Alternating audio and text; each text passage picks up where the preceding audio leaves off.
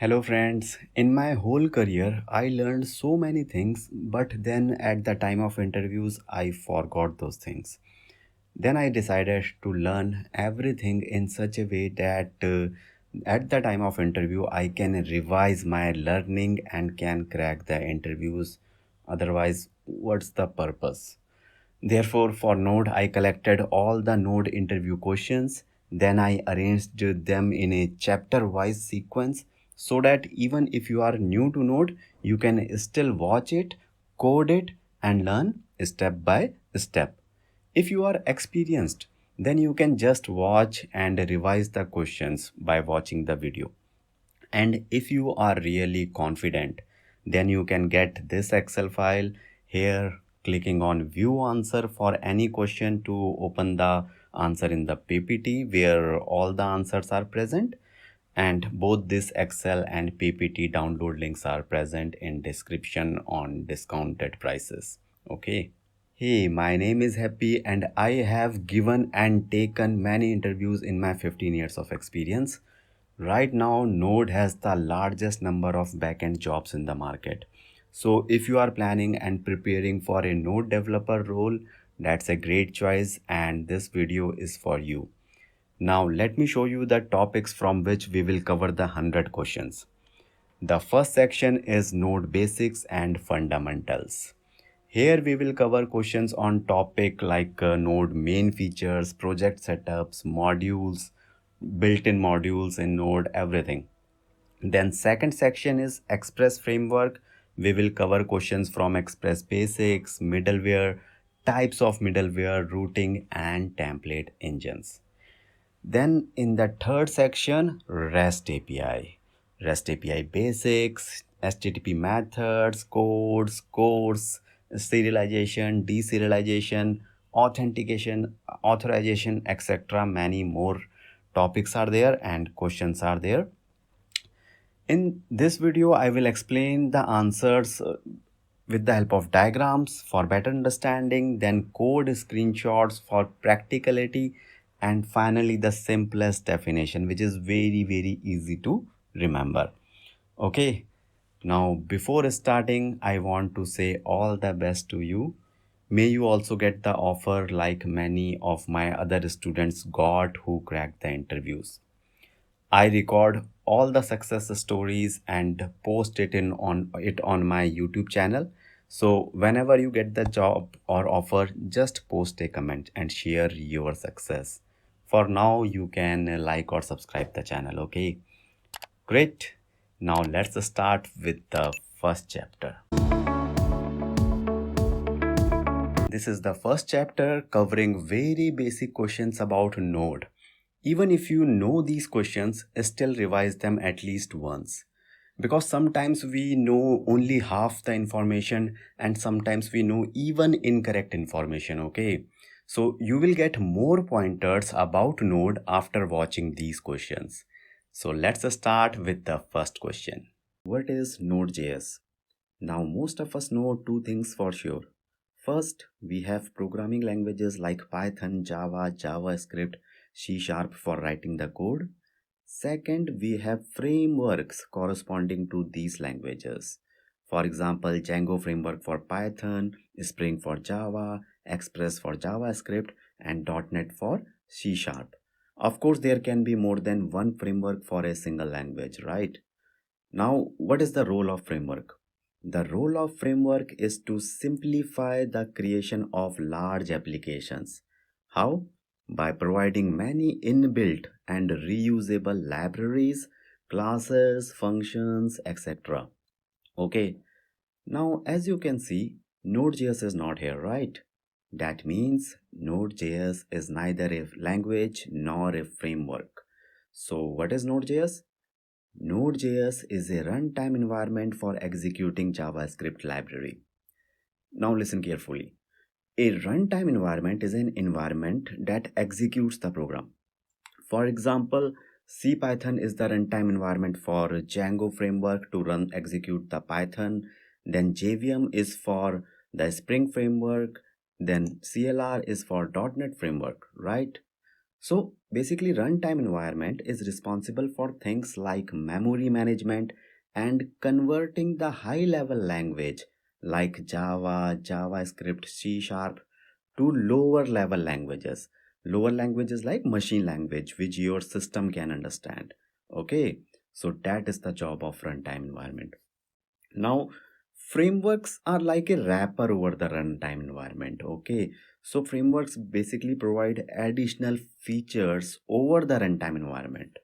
All right, I think you know now what is runtime environment, and it's a good start. And here is the definition of Node.js for later revision from the book. Node is neither a language nor not a framework. Node or Node.js, same thing basically, is a runtime environment for executing the JavaScript code on the server side. Why server side, not client side? That I will answer in upcoming question.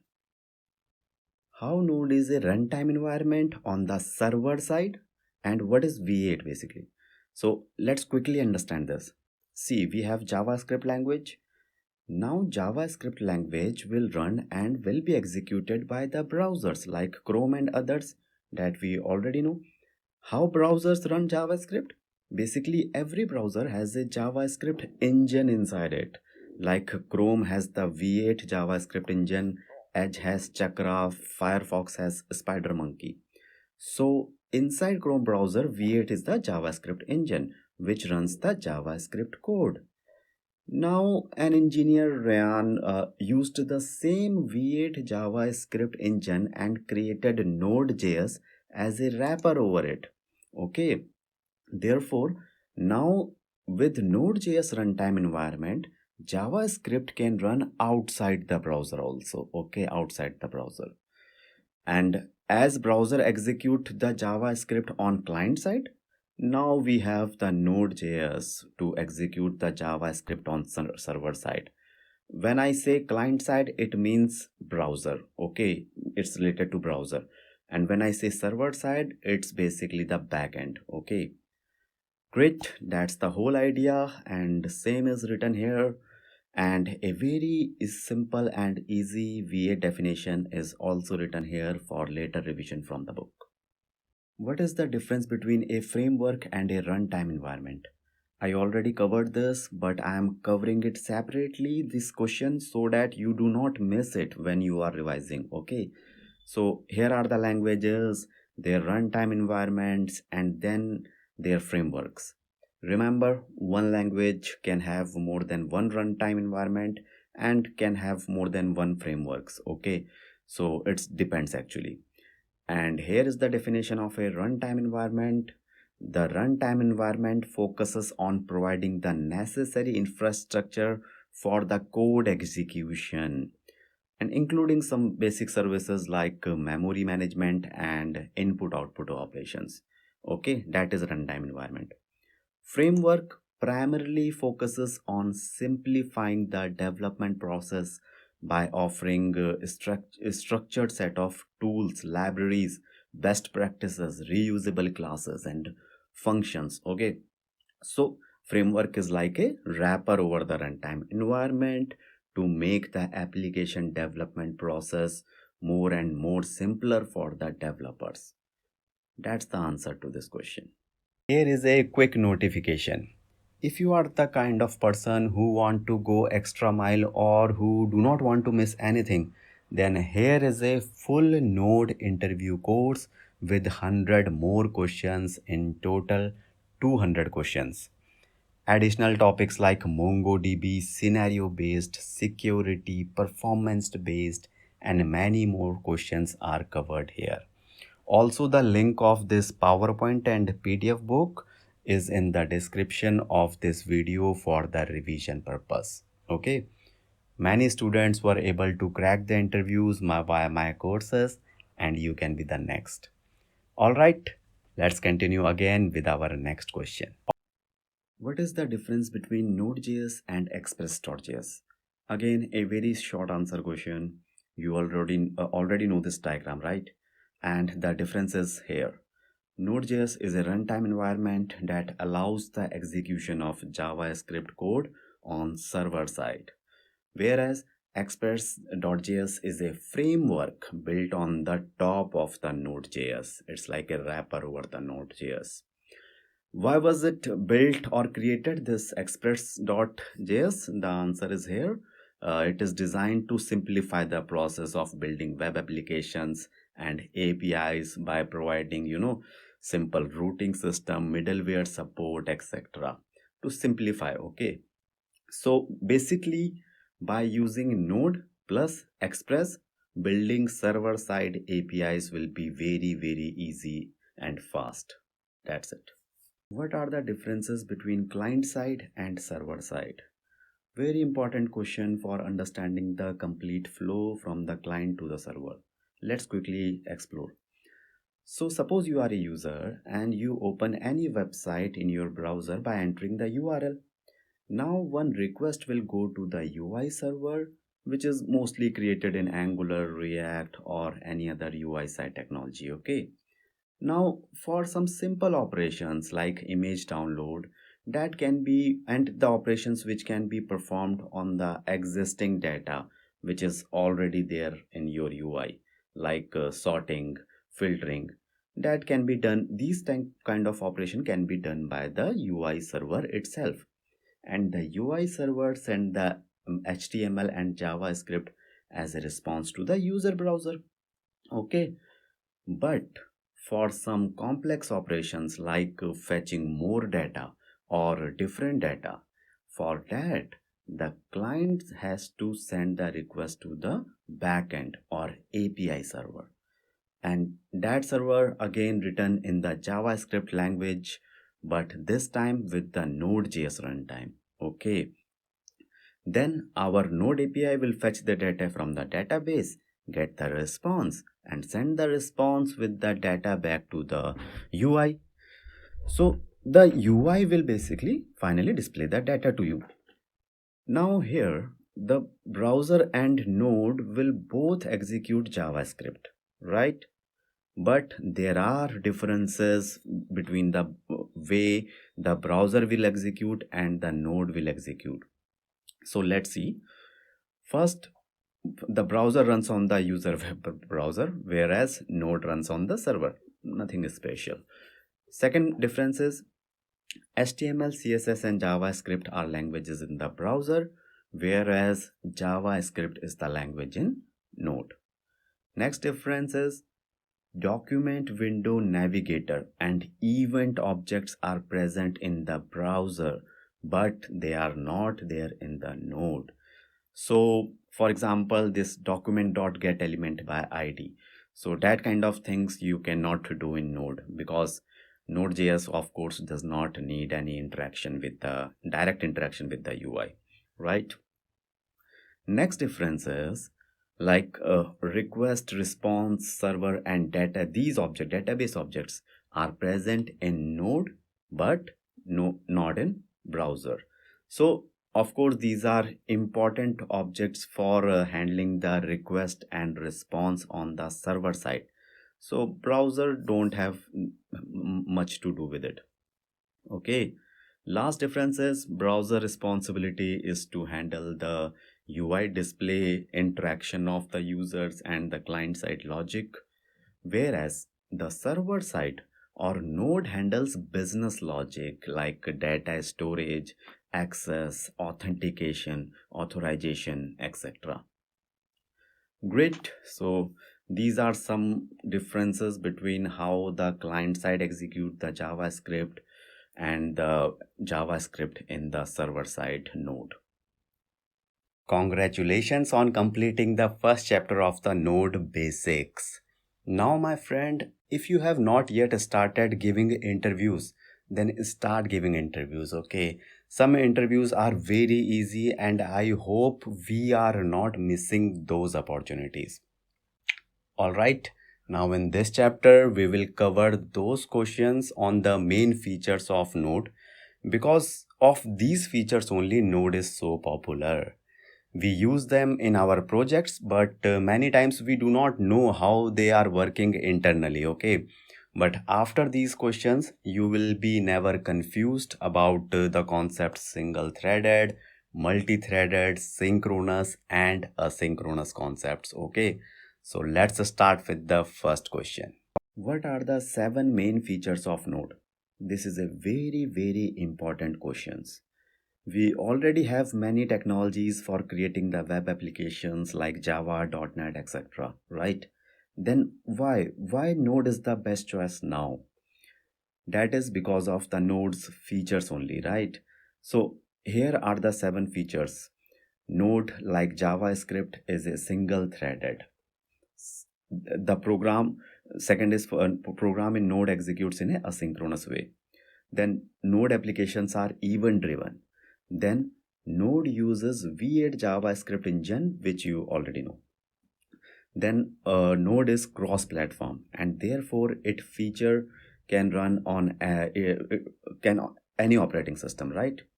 Then Node has npm, Node Package Manager, which manage all its dependencies. Finally, Node has real-time capabilities, meaning it is very good for handling bi-directional communication. Bi-directional communication like chat application, gaming application, where user basically interact in real time, right? Great.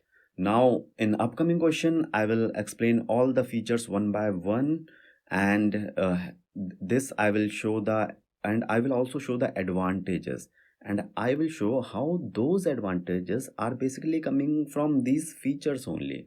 Okay, so that we will see in upcoming questions. What is single-threaded programming?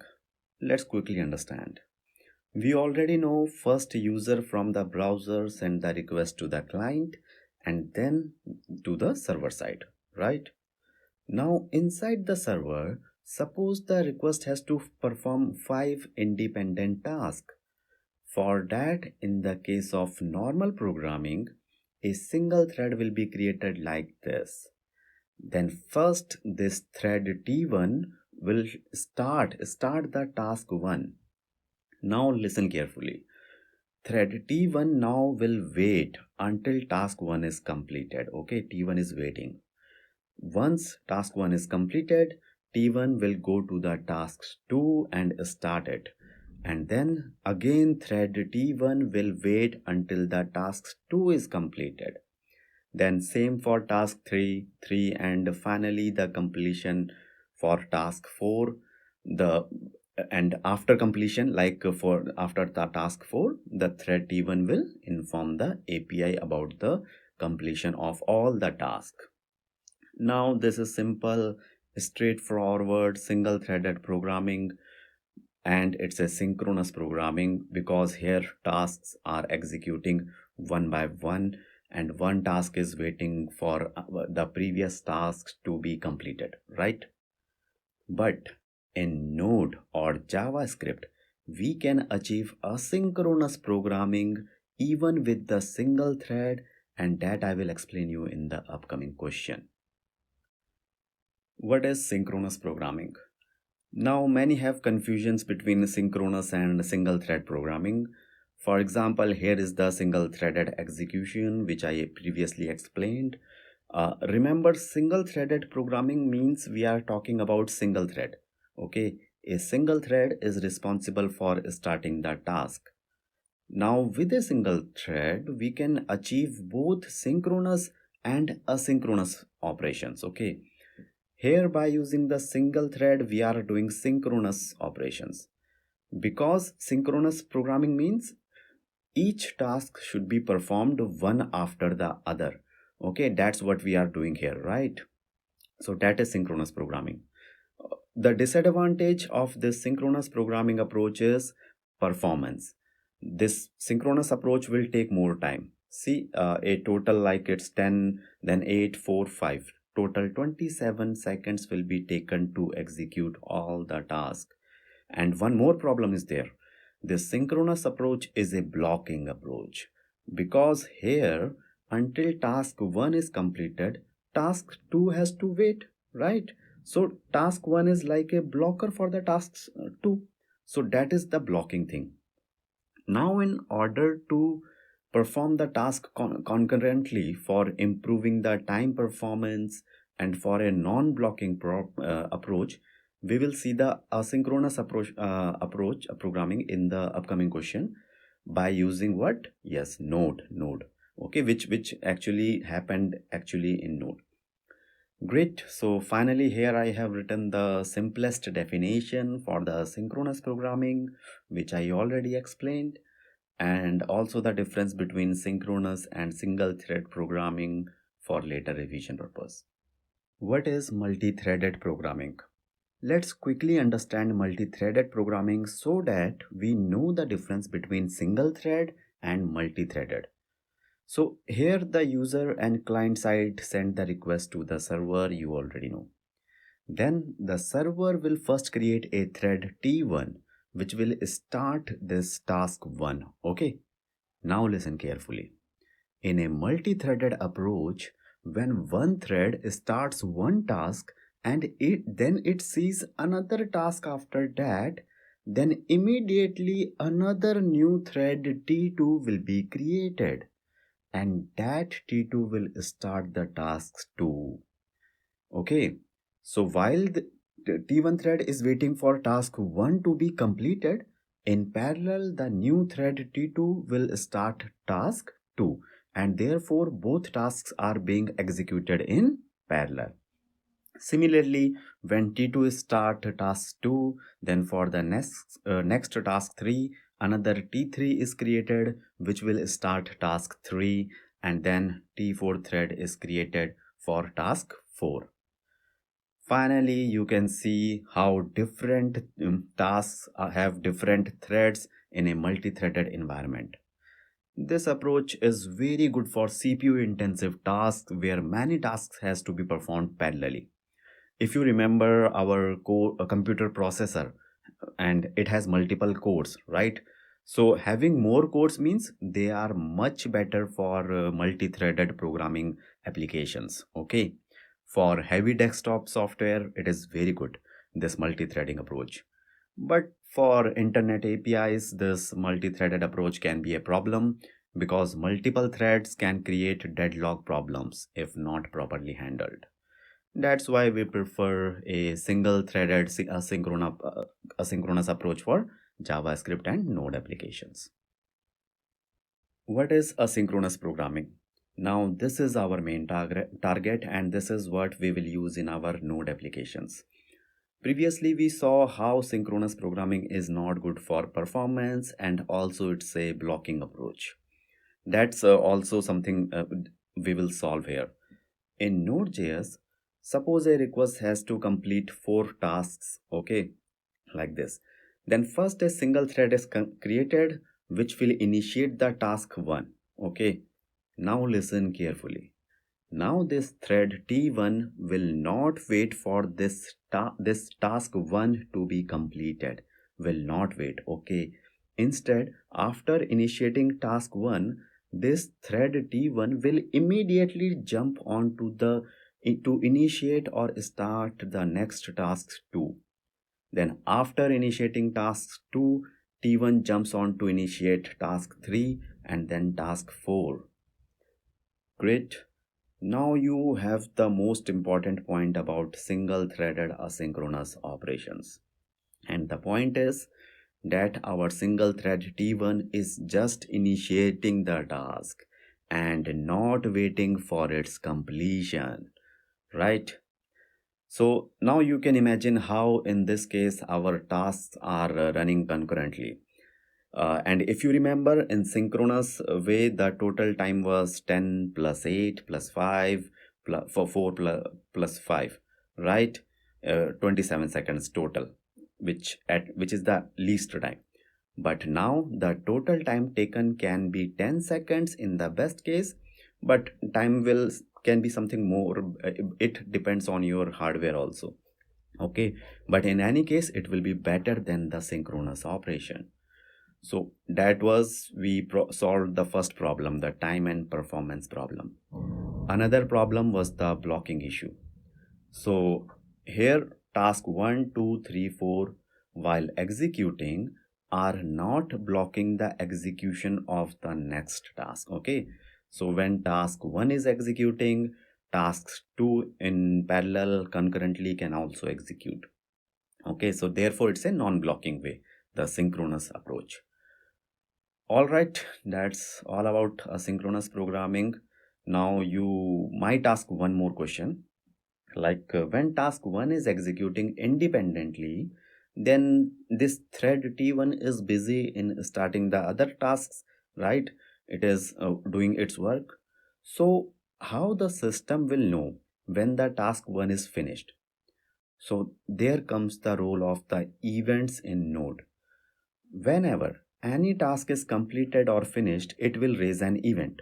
Okay, so then that event will immediately listened or heard by our thread T1, and our thread will immediately stop whatever it is doing at that point of time. Okay, and what T1 will do? On priority basis, it will immediately report the task completion to the source. And then again, T1 will resume whatever it was doing earlier.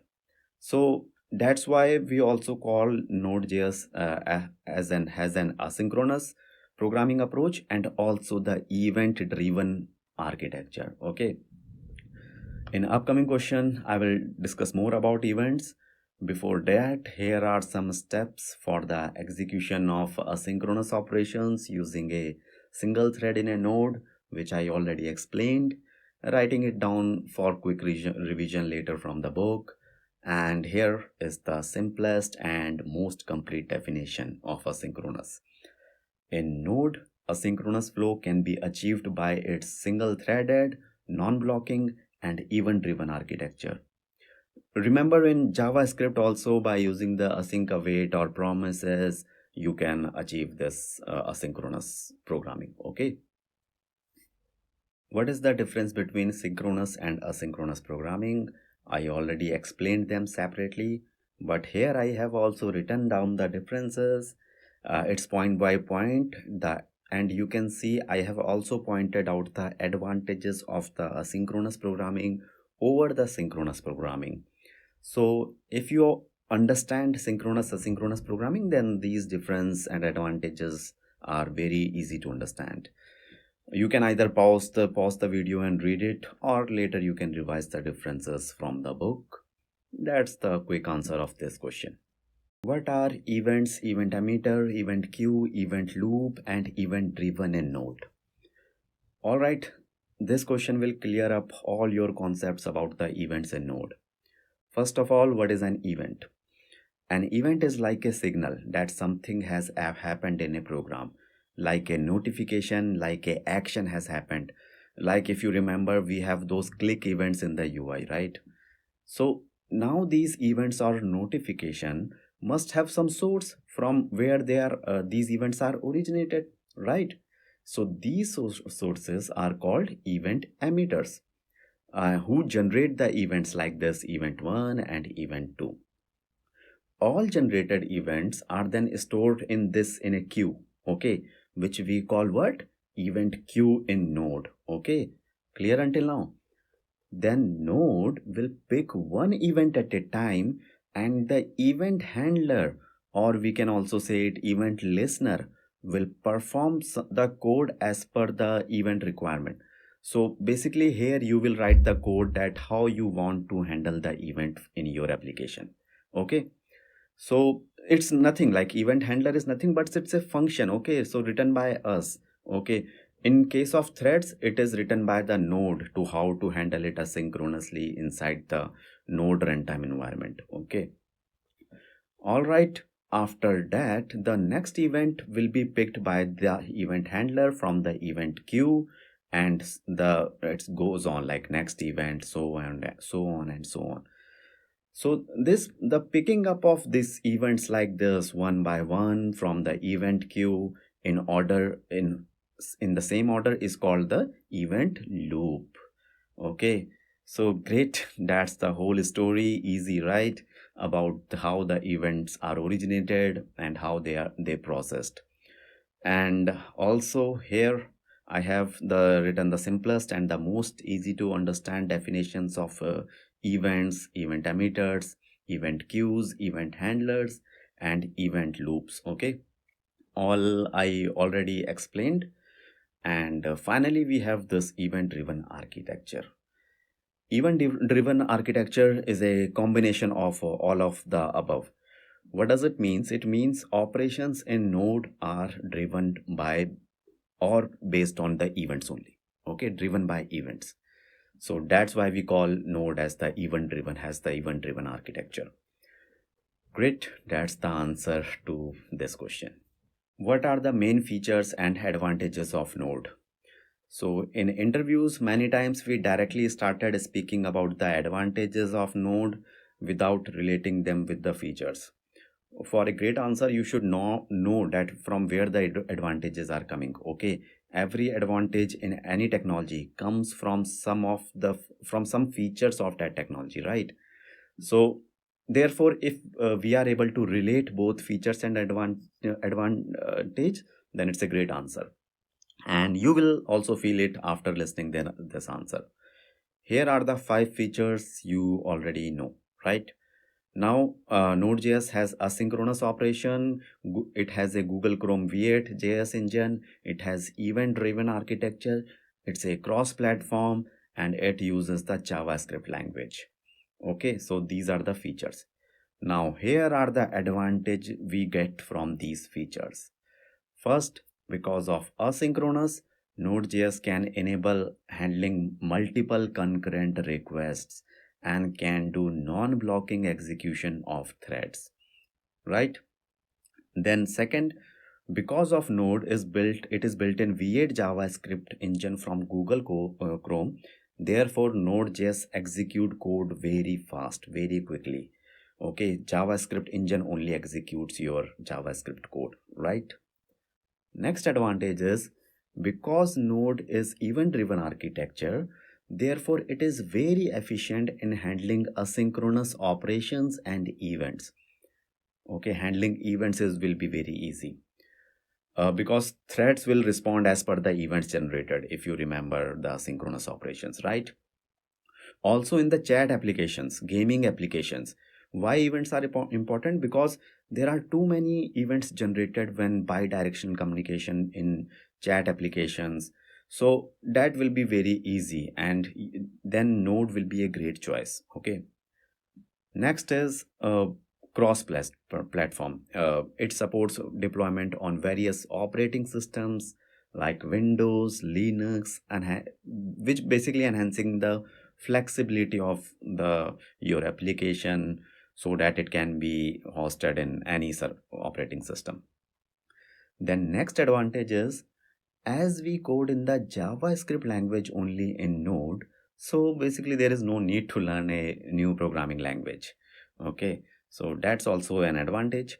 Same language can be used for the client side and for the server side development also, right? Then last, and because of all of the above feature, Node is suitable for building scalable applications that can handle increased loads. Scalable means, so suppose if tomorrow when your application will grow after 2 year, 3 year, it will become bigger and bigger. And then if it is developed in Node, your application, then it will be very easy to grow it, to scale it and add more features to it. So that is scalability. All right, that's the whole story of the features and the advantages of Node. What are the disadvantages of Node? When to use and when not to use Node? So everything of course has some disadvantages also in this world. So does the Node also have something? You already know when to use Node for your project, right? It's ideal for real-time applications like chat application, online gaming, collaborative tools because of its event-driven architecture. Then also it is excellent for building lightweight and scalable REST APIs that handles a large number of concurrent requests or connections. Okay, then also it's a great choice for microservices based architecture because it have the modular and scalable system. So modular approach is there in the Node also. Now the main question here is when not to use Node. So you should not use Node in project that demand CPU intensive task. For example, video processing. For example, some software which require heavy algorithms to be executed, which required multi-threading. So because in that case, multi-threaded technologies will be a great choice, not a single thread technology like Node. Okay, because multi-thread can perform multiple tasks, multiple core, they can use the heavy servers and that. So that's the answer of this question. You should not use Node for CPU intensive task. Congratulations on completing the last chapter. Where there is a will, there is a way. Believe me or ask any experienced person, interview preparation is the best way of learning and the best source of earning also. Okay. All right, now in this chapter, we will explore these questions about project setup and most importantly, modules. As a developer, we create modules, interact with modules, and there are different type of modules. So let's start with the first question of this chapter. How to set up a Node project. This is not an interview question, but if you are new to Node, then just do these 7 steps very quickly. I will show you. So if you already know, then skip this question. Okay, no problem. So first, download Node.js from the internet and install it. Second, download VS Code or any code editor and again install it. Then create a new folder anywhere in your system, like my first project, a folder. Okay, then open VS Code which you installed and open this my first project folder in it. Then in VS Code, open the terminal and run this command npm init y. Okay, -y. So this, then create a new JS file app.js like this in your project folder. Okay, so this is the your first app.js file. Now you can run your project Node.js application by using this command node app.js. So great. So this is your project is ready, and on the left you can add more files as per your application, and here you can see the file view. At the bottom you have the terminal. Now to see this terminal, you have to click this 3 dots above and then view, and terminal option is there actually at the top. And then you can write the commands here in the terminal. Okay, that is the purpose of terminal, for executing the commands. Great. I know it was very quick and it was not in detail, but yes, because this is more focused on the interviews, not on the setup, right? This is not an interview question. What is npm? What is the role of node modules folder? In your project, if you expand this node modules folder, then here you can see the libraries, the dependencies that can be used in your node project. Okay, these dependencies will make your development easy and simple. So if you delete any of these dependencies, then might be some functionalities of your node project will not work, stop working. Okay, so never touch this folder. Great. What are node modules then? The node modules folder contains all the dependencies of the node project. And what is npm? npm is the node package manager that manages this node modules folder. Okay, or you can say manage these dependencies for your node project. That is npm. What is the role of package.json file in node? When you create your project for the first time, you will find this package.json file in your project. This package.json file contains the project metadata. Metadata means the information about your project. For example, here you can see the information about this project. Project name, project version, project description, project author, project license. Okay, so this is the information about this project, right? And the same thing I have written here also for later reference. Again, metadata is just the information, like a book is there, so content is inside, but the name of the book, the author of the book, this is the information, the metadata about the book. Okay, what are modules in node? What is the difference between a function and a module? So not in just Node, but in every other technology, module also means a piece of functionality. Okay, but it is a functionality. For example, in an e-commerce application like Amazon, orders, products, payments, these are different modules. So what is a module? Here is the definition. A module contains a specific functionality that can be easily reused within a Node.js application. Second point is, ideally in Node, one JavaScript file can be treated as a single module. So here this my module 1.js is one module which contains this say hello function. Now the question is, okay, so what is the difference between a function and a module? See, module is a concept. For example, order is a module in an e-commerce application. But inside the order module, there can be one function or even more than one function, multiple functions. Like in order, we have get order list, submit order, and post order, right? So that is the difference. Okay. And here I have written a module is a broader concept that encapsulates the functionality, while a function is a specific set of instructions, statements within that module. And yes, modules can contain multiple functions and variables. Great. In short, you can say that module is a feature which is implemented by using functions. In Node project, normally we create a JavaScript files. So like this, one JavaScript file represent one module. But yes, you can put more than one module in a single JavaScript file, but that is not a recommended approach. You should never do it. Okay. So great. That's the answer to this question. How many ways are there to export a module? Now, inside a module, we mostly have functions like this, but we can also have variables or objects inside modules. Okay. Now, by default, these functions, variables, objects are available only inside this same JavaScript file, and they are not accessible outside this file. Okay, by default. Now, to make them accessible outside in other files, we have to export them. For that, one way is to use modules.exports object like this. Module.exports.function name equal to function name. Now, same for exporting variable and objects also, you can do the same. This is one way. Another direct way of exporting is like this. This is direct. Here we are directly using the export object to export the function, function variable, or any object, right? Directly exporting.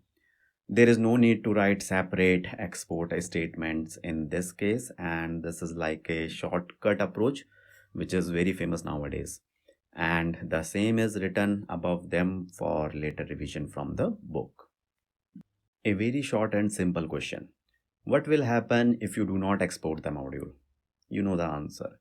If you do not export the module, then the module function will not be available outside the module. Okay, simple. How to import single or multiple functions from a module? Now, normally we have only one function inside a module like this, and we can export that function like this as well. Module.exports equal to function name. This is the shortcut way. Okay, it is for just one function, remember. But if you have multiple function, then you should use the usual approach, the module.exports.function name equal to function name, like this only. Okay. So again, this is the shortcut syntax. Now, in order to import these functions in other files, first you should use the require function, which is an inbuilt function inside the node that is already there inside the node to help you. Then to import a single function, you can use the module name and pass the parameter required by the function. Okay, directly. So there is no need to use the function name here. Node will automatically understand and detect because you have only one function there in your module from where you are importing, right? But if you have more than one function, then we should use import the function like this, module.function name, and then pass the function parameter. So basically we have to then provide the function name because we have more than one function. That's the answer for importing the functions, and same is written here. What is module wrapper function? Now what actually happen if you create a JavaScript app.js file in your Node project like this and you will run it, then it will give you the proper output like this, right? But how? Here we do not have any function. So how it is executing without the function? Okay. So actually internally what Node will do, it will convert this code, or you can say wrap this app.js code inside a function like this. So now the same code you can see the wrapped inside the function, okay, automatically by Node. You do not have to do this. And this function will be executed finally. So this wrapper function is obviously automatically generated by the Node. You need not to write this. So the why you need not to write this? The purpose is basically to make things simpler and shorter for the developers. So that's the answer, and the simplest and easiest definition is here.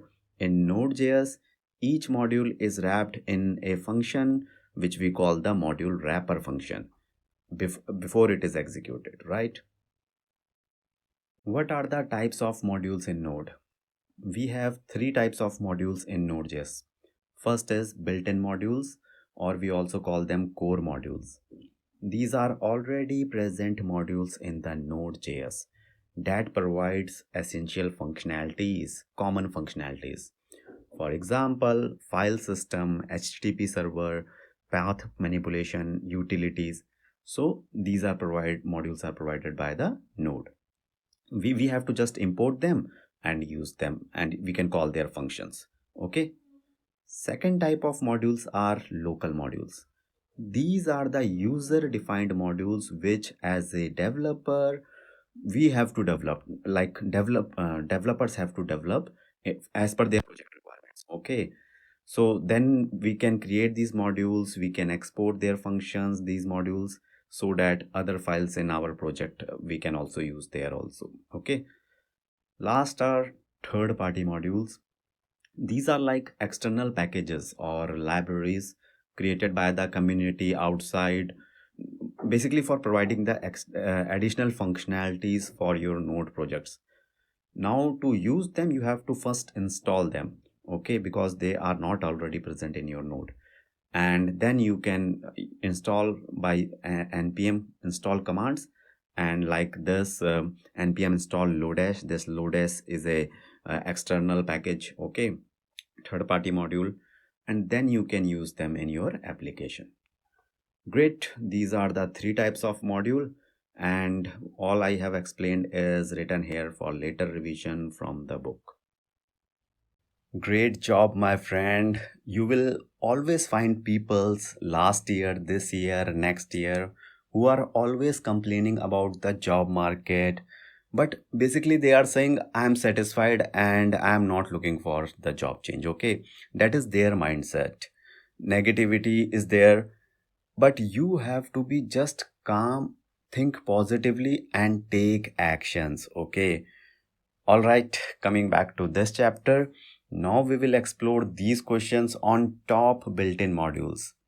This is very important because you will use these built-in modules in many places in your real projects. Okay, so let's start with the first question of this chapter. What are the top 5 built-in modules commonly used in Node projects?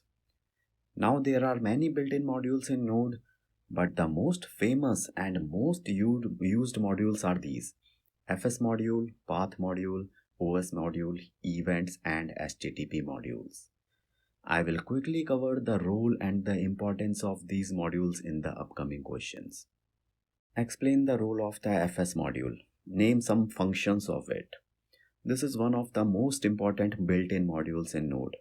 In short, it is used for managing files. Let's quickly see the code example. First, import the FS module by using the require function like this.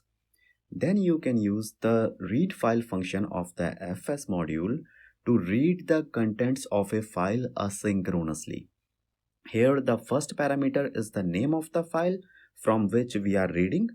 The second parameter is the format of the file, and the third parameter is this callback function in which we are passing two parameters, the error and the data. While reading from this fx.txt file, if there is any error we got, then we are just returning black, okay? And if there is no error, then we are reading all the content of this fx.txt file in this variable data and printing content here in the console. So I'm printing, this is my logic, and as per the application requirement, the logic can be different, okay? You can do anything with this data which we are getting from the file. Now, similar to this, we have another important function of the fs module called the write file function.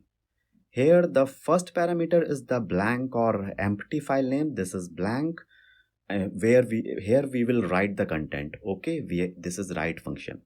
Then second parameter is the content source, and the third parameter is some same callback function to handle if there is any errors or any other scenario, okay? So that's it. Finally, the definition of fs module is: fs module in Node provide a set of methods for interacting with the file system. Okay, great. Now here are 7 main functions of fs module. Read and write, you already know. Append file, used to append the new data with the existing data of a file. Then unlink function is used to delete the specified file. Then a redirect function is used to read the content of a directory. Sorry, not redirect, it's read directory, dir. Then mkdir method is used to create a new directory, or you can say folder. Then rmdir method is used to remove a specified folder directory. Great. That is the answer to this question. You do not have to remember the names of all these methods, but the more you know about something, the better you can explain it, right? Explain the role of the path module, name some functions of it. Let's start with the definition. The path module provides utilities for joining, resolving, parsing, formatting, normalizing, and manipulating paths, okay? Or you can say URLs. For example, here first we can import the path module, and then here is the first method of the path module, which is join method. Very simple. You can see this is used to join folders names and file names, and it's creating a full path, right? Very simple. Now second method of path module is very important. This is parse method, which is used for parsing, okay? Now listen carefully.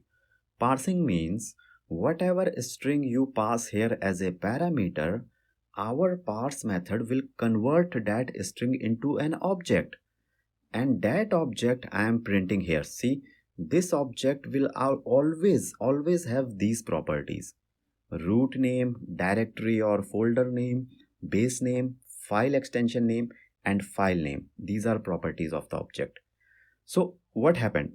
Basically now your path, string path, is broken down into several parts, and therefore now it is very easy to understand and reuse these broken parts, right? And that is the purpose of this parse method.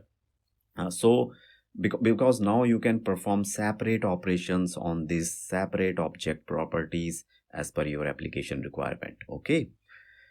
Great. So it is one of the most important function of the path module. Other than that, I have mentioned here 5 more functions of path module, and what they do, that I already written here in the comments in very simple words. You can just pause the screen and read it once, or you can later also download the book to revise it. Explain the role of the OS module. Name some functions of it. The answer is OS module in Node.js projects provide a set of methods for interacting with the operating system. Very simple. For that, we will first import the OS module like this. Then we can use the type method of the OS module, basically which will provide the type of the operating system on which your node application is running. Then you can get the user information of the operating system by using this user info method of the OS module. Okay, so like this will be the output then. So also you can get the memory information of operating system in bytes using the total memory method, which provides the total memory, and the free memory method, which will provide the memory that is available in your operating system. Okay, now you might ask why we need this operating system information in our node project. Okay, so basically sometimes we deploy node projects on Windows, sometimes on Linux. Okay, so then basically servers can be different, right? Different on different operating systems. So then we have to perform some functionalities as per the operating systems to make our application cross platform. That is the main point. Okay, because node is cross platform, one application can run on any operating system. So for that, sometimes we need operating system on information as well. Okay, and the same thing I have written here also for later reference. Explain the role of events module, how to handle events in Node. Most of the things about events and this diagram I already explained in previous question, right? You remember? Here are the definition of events, event emitter, event queue, event listener, event loop, and event driven architecture. All I already explained. Now let's see the event module, how to implement in Node. For that, first we will import the event module, and then from that we will get a class event emitter. Okay, now this class has many functions and properties, and to use those functions, first we will create the instance of this event emitter class like this. So this we call instance or object also. Now we can use on function of the myEmitter object to register the event listener. Now you can ask, okay, so what is the meaning of registering the event listener or event handler? Now listen carefully. Registering an event listener means whenever an event of this event name, okay, which is the first parameter, whenever this event name will occur, then the second parameter of this on function, which is a complete function logic, it will execute. Okay, got my point? So that is event listener. So great. So until now this event name still has not occurred, okay, in this code. Okay, so let's create this event. Here see we are raising or emitting the event name by using the emit function of the myEmitter object only. Okay, so what will happen now? The above event listener will listen to it when this event will be emitted. It will be created. Then above event listener will listen to it, match the event name, and run this function logic. Okay, function logic for it. That's it. Clear? Great. Finally, here you will find the output. Now remember, in real application you will not emit events like this. You will get some request from the front end application, and then internally your node that request is a event only.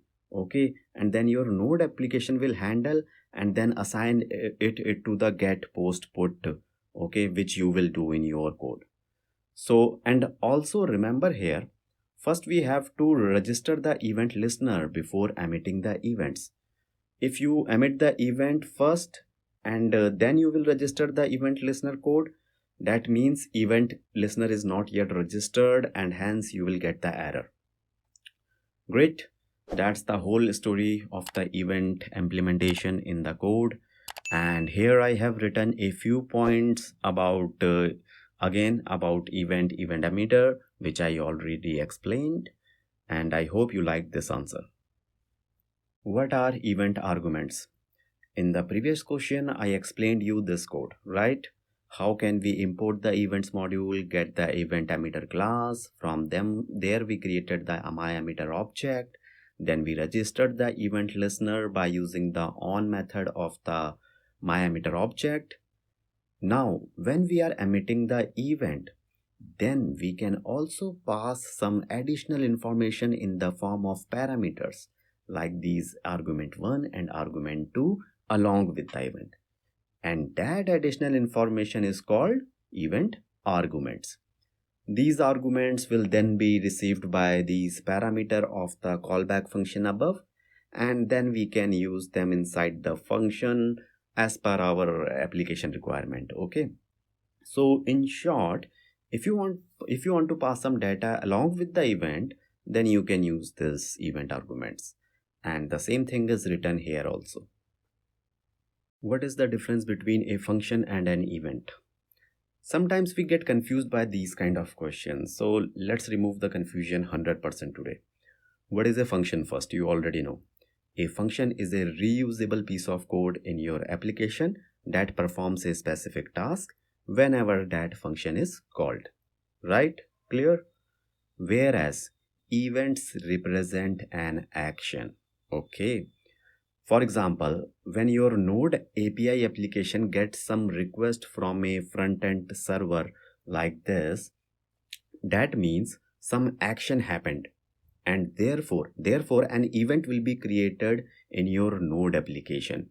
Okay, now it may be that you can't see that it may be that that event code is there in some Node library, and so you can't actually see it, and those events actually is handled by your node in background runtime, and you can handle by using them in get, post, put methods, right?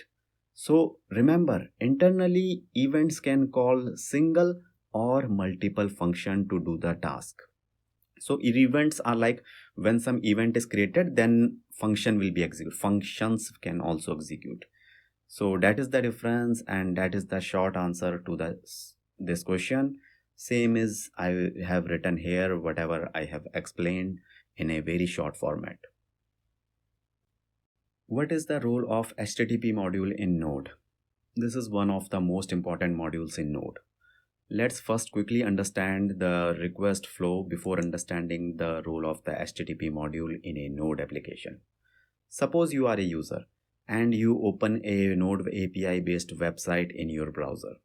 So the request will first go to the UI server, which can be in Angular, React, JavaScript, any front-end technology, right?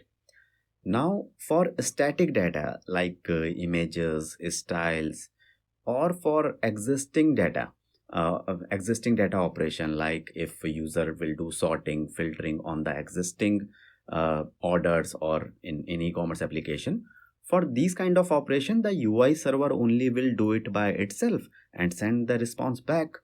But if the user is requesting for additional data or something important, then UI server will send the HTTP request with the API server URL to your Node application API. Now listen carefully. To be able to receive these requests from the front end, your API must be present or hosted at some URL address with the port number on the internet, right? So that hosting will be done by HTTP module.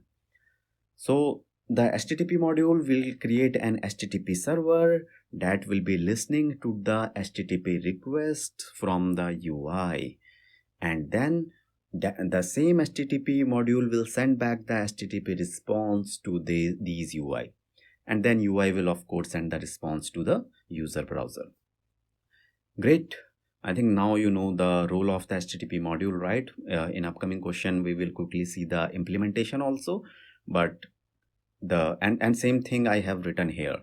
The HTTP module can create an HTTP server that listens to server ports and gives a response back to the client. That is the role of HTTP module in Node.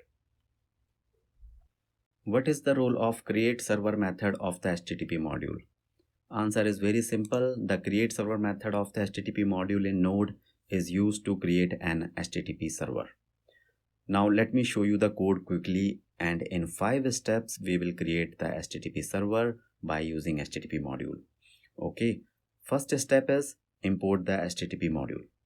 Second step is to create an HTTP server by using this create server method like this. So basically here your server is now created and it is able to handle request and response which it is accepting as the parameter. Now here the second parameter of this create server function is itself a callback function, right? So which is basically the logic when you will receive the request, which this logic will execute after you receive the request and before sending the response back. This in between logic will execute. Got it? Okay, so but right now it's not complete. Your server is still not able to listen to any request. Okay, your server is created but it's not listening. For that, you can first choose a port number on which the server will listen the incoming request. And finally, by using this listen method of the above server object, now your server is able to listen to the request at this port number. Clear? Great. So finally, to test this code, you run this command node create server.js, which is the JavaScript file name only. And when you will open the browser and you will enter this URL localhost with the port number, and you can see the response of your node applications. Why you can see the response here in the browser? Because it is hosted by the HTTP module. And here is this hello world is coming from the second parameter function of the create server method. Great. That's how we can create a server and enable it to listen the HTTP requests from the UI server. That's the simple answer of this question. Great. Now you completed the fundamentals of Node. Now here is the second milestone, Express framework. We know Express is a framework, and now we will see different questions from Express basics, middleware, types of middleware, routing and template engines. And that is step by step. All these features are coming from Express framework only. So first we will cover basics, and here are the questions, very basic, very concise, and we will quickly finish these chapters. So let's start with the first question of this chapter. And yes, if you think any question is too easy for you, then you can just increase the playback speed of this video. What are the advantages of using Express with Node? Why we use Node, why we use Express with Node? There are reasons behind everything, right? Here I am going to share 4 advantages of Express. First is Express simplify web development. You know the roles of framework in software development, right? They basically simplify the software development process by providing many built-in methods and features. The same is true for Express framework also. Second advantage is middleware support. Yes, middlewares are very important for handling requests and response in a proper way. And with Express framework, managing multiple middlewares and handling millions and millions of requests is very easy. Yes, definitely I will cover this middleware in Express in upcoming question. But for now, I am just giving you the overview. Okay. The third advantage is Express provides flexible routing system.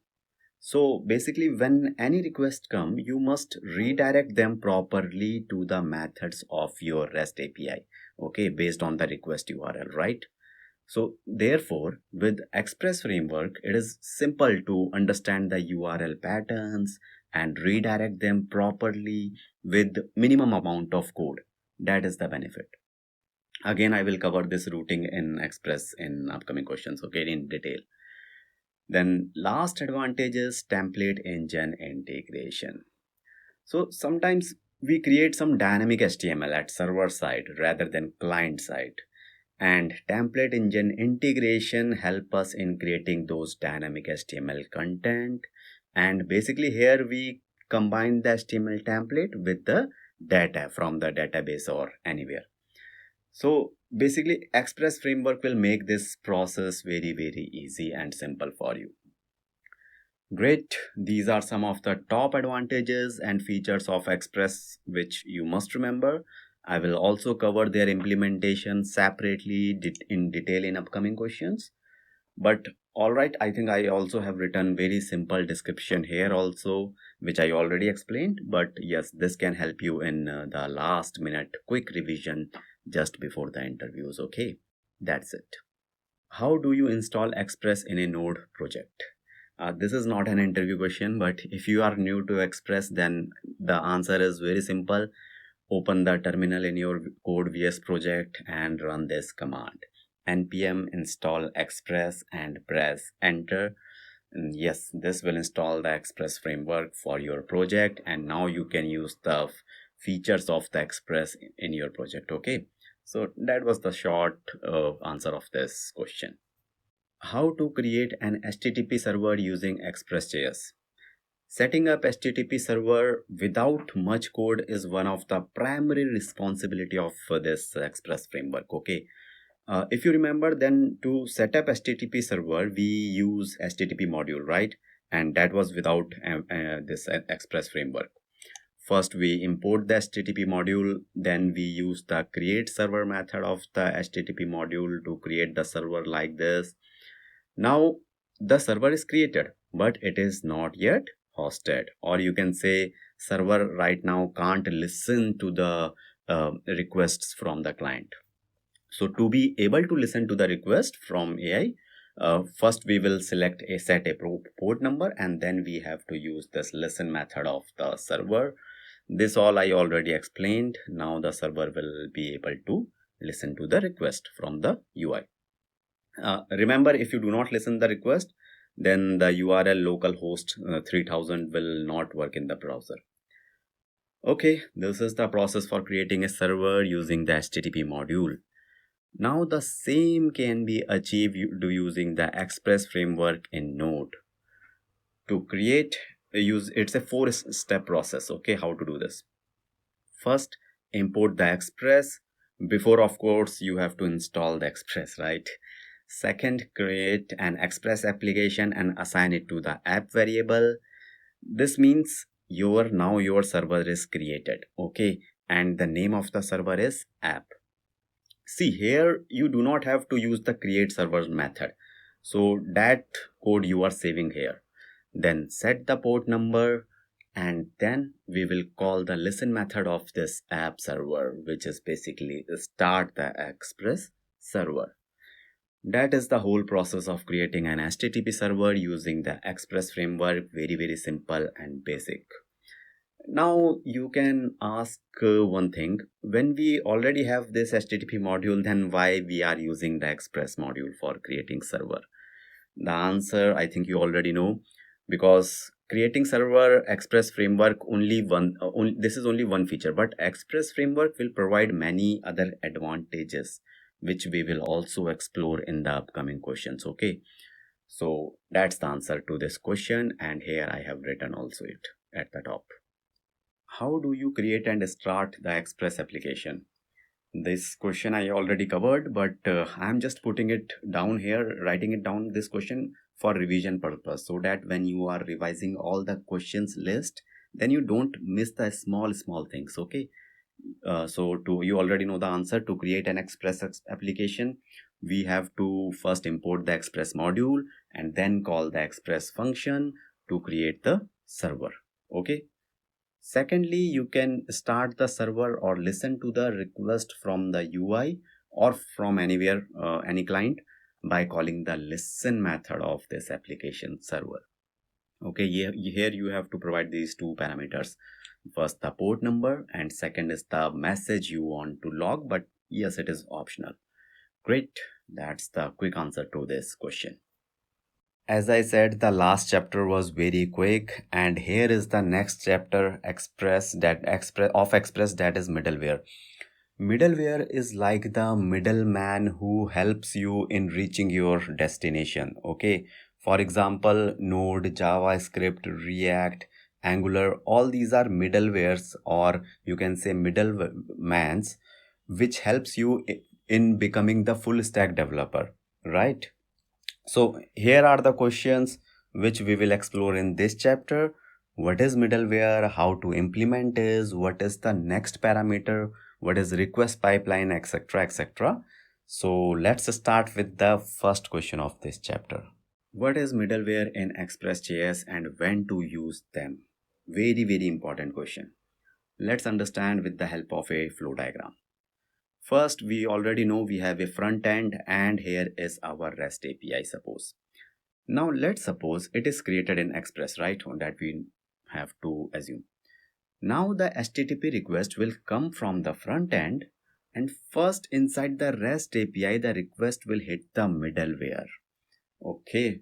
Now remember one thing, middleware is nothing special, but it's a function only. Now you may ask one question, you can ask like when middlewares are function, then why are we not just calling them function? Why we are using this middleware word for them? See, callbacks, constructors, middlewares, all these are functions only. Okay. But because they do a specific kind of job, a specific kind of functions they are, therefore we assigned them a different name to them so that they can be identified in a very clear way. Okay, so for example, here middleware function act as a middleman between the request and the application endpoints, the get, put, post, okay, endpoints. So it's acting as a middleware. Okay, clear? All right, now this middleware or function will perform some logic inside it. Here with the request, it will perform the logic, and then by using the next method, it will pass the HTTP request to the next middleware. Okay, then this second middleware will also execute the code inside it and pass it to the next middleware. And after executing all the middlewares only, then only the request will reach to the application endpoints like get, post, put, delete. And then the HTTP response will be sent back to the client. So now you can imagine how the request is being processed by the different middlewares. And if you notice, these middlewares are like very common functionality for which a developer has to write the code in, I think, almost all application. So basically, whenever a request will come, you will log the request details, then you will authenticate or validate the request, and then you will do some codes for security. So these are very common functionalities in every application. These are not business logic. It is for security, validation, all these purpose. Okay. And yes, I will explain them in detail in upcoming question. Okay. Okay. So one more thing here. Together, all these middlewares are also called request pipeline because all requests are coming from the front end and have to pass through this pipeline, and then they will reach the uh, methods, the business, the get, post, real methods. Great. That is the whole story of the middleware. And here is a very easy to understand but the complete definition of the middleware. A middleware in Express is a function that handles HTTP request, performs some operations on that request, and passes the control to the next middleware. All right. Now in upcoming questions, we will explore the middleware implementation. How to implement middleware in Express? See, there are 4 simple steps for creating and using middleware in Express. Okay, let me show you. First, initialize an Express application like this, you already know. Second, define a middleware function, my middleware, like this. Name can be anything. As you can see, this middleware function accepts 3 parameters: request, response, and next is a callback function. I will explain you. So this means after receiving the request, the inside logic of the middleware will be executed, and then the next function that is received as the parameter will be called. Okay, now listen carefully. This next function is responsible for calling the next middleware function. Okay, all right. Until now we have just defined the middleware here, same like a function, okay, but we have not yet called it, right? So to execute or call the middleware function, we can use the use method of the Express application server, and there pass the above middleware name as an argument.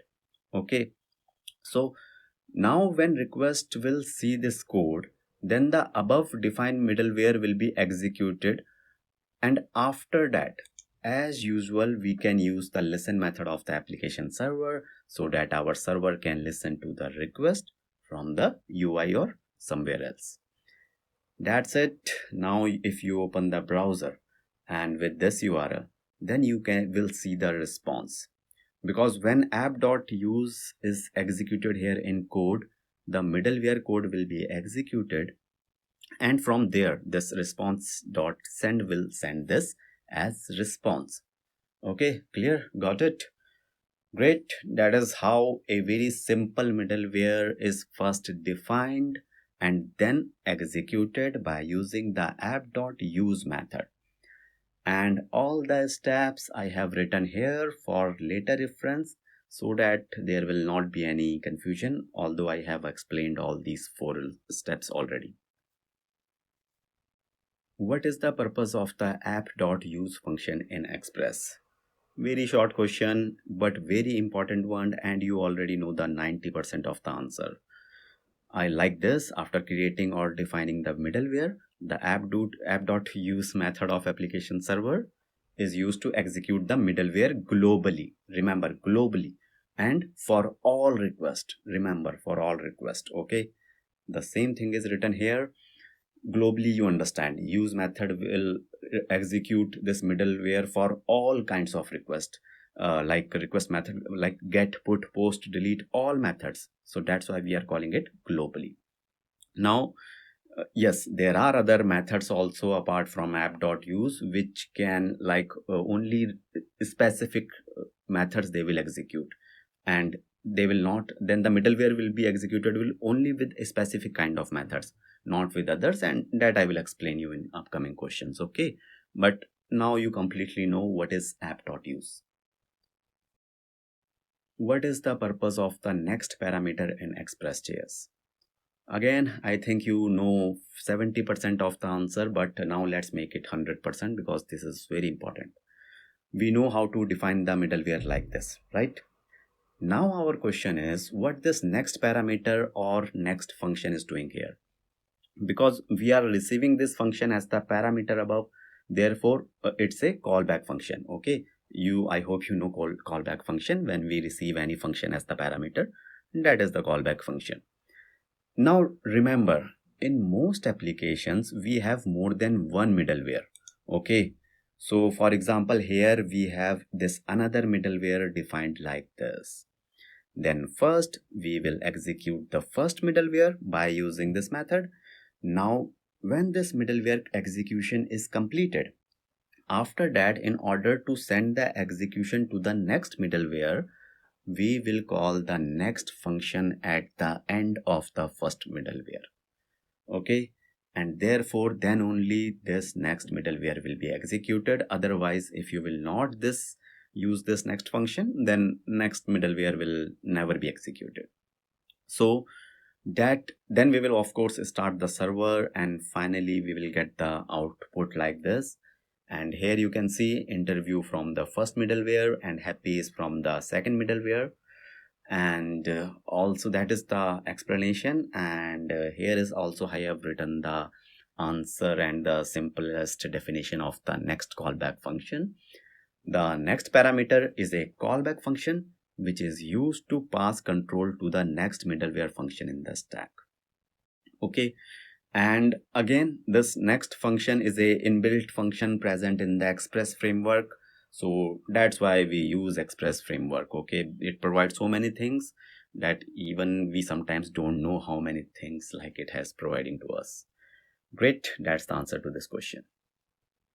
How to use middleware globally for a specific route. Now let me explain with the help of the code. Here how we define the middleware, you know. Now our requirement is that we want to execute the middleware only for a specific kind of URL, like this middleware. Okay, for that we can use this app.use method only. Okay, but this time as a first argument we will pass the specific URL, and then in the second argument we will pass the middleware name. Oh, so what it means? It means this middleware will only executed if the request URL will contain this string. That's the purpose. Finally, we will start listening to the request, and then if you will open the browser, here if you pass the URL with this example string in it, okay, then only you will be able to see the middleware result. If you remove the example string from the URL, then middleware will not execute, and therefore you will not see anything here in the browser in that case. Okay, so that's the answer to this question, and same is written here for later reference purpose. What is the request pipeline in Express? Here you remember the middleware execution inside the REST API, right? You remember. As you can see, this request is passing through each middleware and finally reaching the application endpoints. So all these middleware execution are one by one and together, and therefore they are called a request pipeline also sometimes. Okay, so because it's like a pipe, okay, because which will from which the request will pass, right? Great. Here I have also written a very simple definition. The request pipeline is Express is a series of middleware functions that handle HTTP request, incoming HTTP request, and pass the control to the next function. That's the answer to the question. Congrats on completing the last chapter. Now, before starting the next chapter, here is one piece of advice for interviews, which I repeat again and again.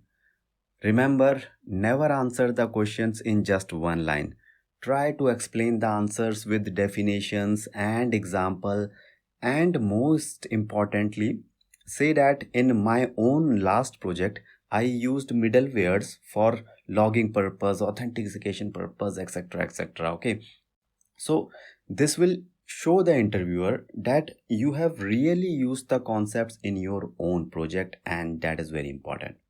Okay, so now in this chapter we will see the types of middleware. Here are the questions, and most importantly we will explore when to use which type of middleware in our application in which situation. Okay, so let's start with the first question. What are the types of middlewares in Express.js?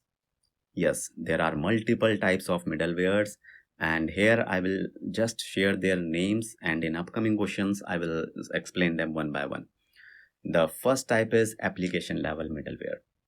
Second type is router level middleware. Then we have error handling middlewares, and then built-in middlewares. And the last is third-party middlewares. In upcoming questions, we will explore these middlewares, and most importantly, we will see when to use which type of middleware in which type of situation in your application. That is very important. So be ready for the journey, okay? What is the difference between application level and router level middleware? Root level middleware, sorry. You already know 90% of the answer to this question. Here is the code for application level middleware. This is the middleware implementation I already explained, and this is application level middleware. Okay, because it will be executed globally for all incoming requests and for all URLs in your application. The name is also like application level because it is common for all the requests coming to your application. Okay, that's why application level. Now let's see the code example of root level middleware. Here is our middleware, and it is root level middleware because it will execute only for this specific URL, or you can for this specific root, same thing, okay, and not for others, not execute. So I already explained this also, right? But why I am covering this separately? Because sometimes we know the answer and the concept, but we don't know the different terms and names like root level, uh, middleware, application level middleware. So these terms can confuse us, and I want to make sure we do not be confused. Okay, so if we know the answer, we should know it completely. All right, the same has been mentioned here also, so that if anyone wants to revise from the book later, then it will be very much pretty easy for them. What is error handling middleware and how to implement it? First of all, what is error handling? Error handling means when the users are using your application, then in case of any error, the developer must have written some code in the application to capture and then properly log the error details. Okay, so that the later developer can analyze the error and can fix it. Okay, that is error handling, very high level idea. And also in case of any error, you have to send a suitable message to the user and client also. That is also error handling, man. Okay. Otherwise, the random technical error pages can confuse your non-technical users. Now, to implement error handling, now listen carefully. Suppose you have this middleware code. Here we are directly calling a middleware inside this app.use method. Okay, and here I am intentionally and purposely throwing this error. Okay, because I just want to show you the code to how to handle this error later. Of course, in real applications you will not generate an error like this. It will come from the user side. Okay, now to handle this error in the next middleware, I will use this additional err parameter along with the request, response and next parameters. That is the important thing. This error parameter is an error object, and this will only capture the errors from the above middlewares. Got it? So the first I will log the error details by logging the complete stack trace of the error, and then I'm sending a proper user friendly message to the user with a proper status code, because that is the purpose of error handling, right? Now obviously you will write here if else condition here. If this error object is null, then you will execute the normal middleware code. But if error object is not null, meaning there is some error, if then only you will run this code. Okay, and then after that you can simply start the server like this. And now if you test the code, run the application, open the browser, enter this URL, and as a user you will see the proper error message, which was our first requirement. And because initially I intentionally throw this error, right? That's why we are seeing the error here. And in the console also you will see the proper error stack trace, which you can log somewhere in some text file, and then later as a developer you can do the analysis on that and fix the error. Great, that is the whole process. And finally, here I have summarized what is error handling middleware and then how to implement error handling middleware by using the error object parameter. Both I already explained, written here, so that revision from the book will be very easy, quick and fast during the last minute preparation just before the interviews. This is like a scenario based question. So if you have 5 middlewares, then in which middleware you will do the error handling? These kinds of questions are very much important for interview purpose. Okay, they will try to confuse you. So like this is the code and we have 5 middlewares. Then you should handle the error object in the last and 5th middleware. Okay, now listen carefully, because when an error occurs, for example an error occur inside the second middleware, okay, then Express.js will directly jump and execute the middleware which has an error handling code. Got it? The third and fourth middlewares will not be executed. Okay, therefore always handle the errors only and only in the last middleware, because your Express will search for the middleware. Okay, so suppose if you have handled the error in this fourth, so in case the error will occur on fifth middleware, then what will happen? then you will miss that error. Okay, so that's why handle the error in the last middleware. Great. That is the answer to this question, and the same has been written here also for later revision purpose. What is built-in middleware? How to serve static files from the Express.js? So yes, sometimes we have to serve static files like images directly from our Express application, right? And for that, the answer is simple. Like this code, we can call the static function of the Express framework inside the app.use method. Now, you already know we call middleware inside this app.use method, right? Here, the static function is a middleware only, okay? But this middleware is an inbuilt function provided by the Express framework. You do not have to define this middleware, write the code for this middleware function because it is already present with the Express framework.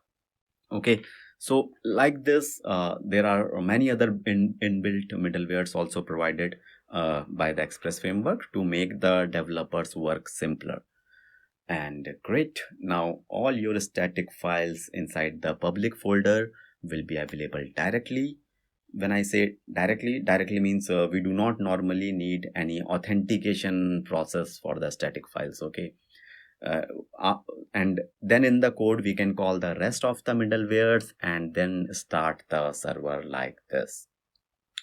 In the browser, if you will enter the URL of the static file, and do not enter public here in the URL, and you will get the static file directly access to you.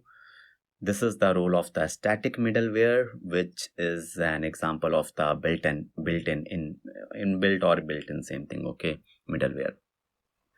Remember to put the public folder and this code file under the same folder, otherwise this link will not work if you are trying to code this what I have coded here.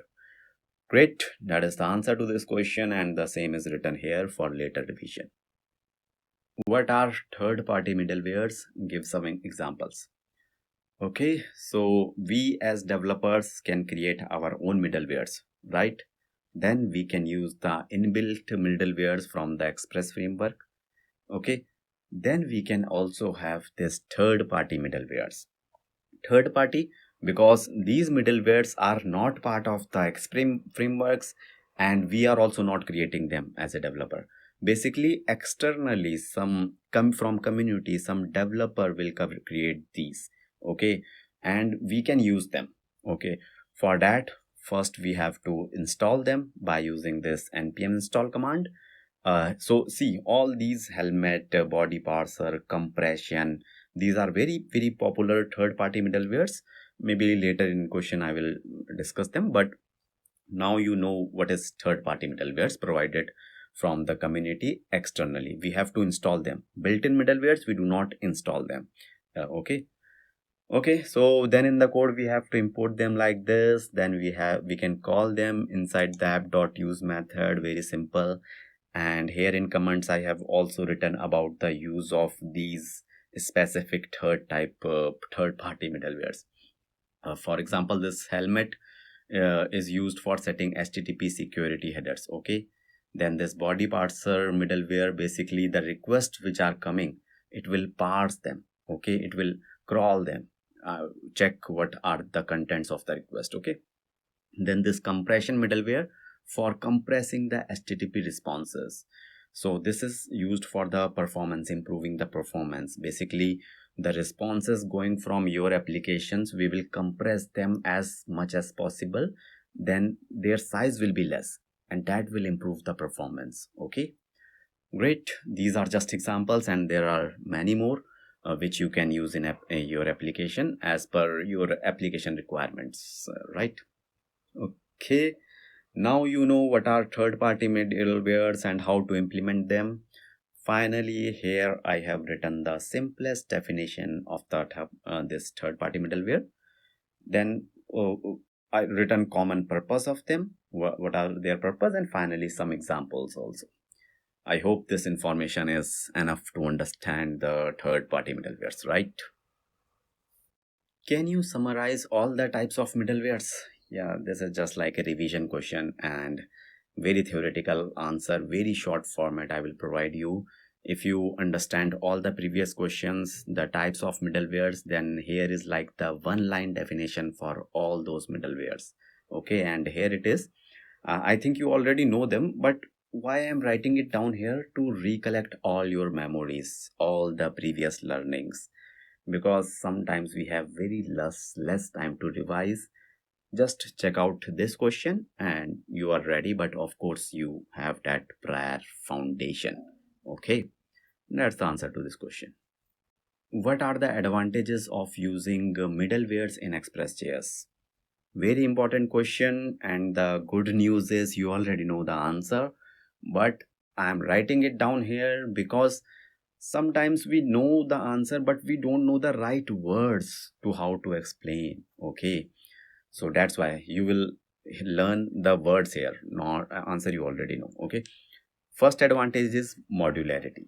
You know, yeah, this is the word. Okay, so yes, middlewares are like the small function, or you can say the modules that do a specific task, right? So modular. Okay, modularity, I hope you understand, like break down your application into smaller functions which you can reuse all over your applications. So middlewares support modularity. Second advantage is reusability. Yes, you can reuse the same middleware at multiple places, which makes your application code easier to maintain. Third advantage is improve request handling.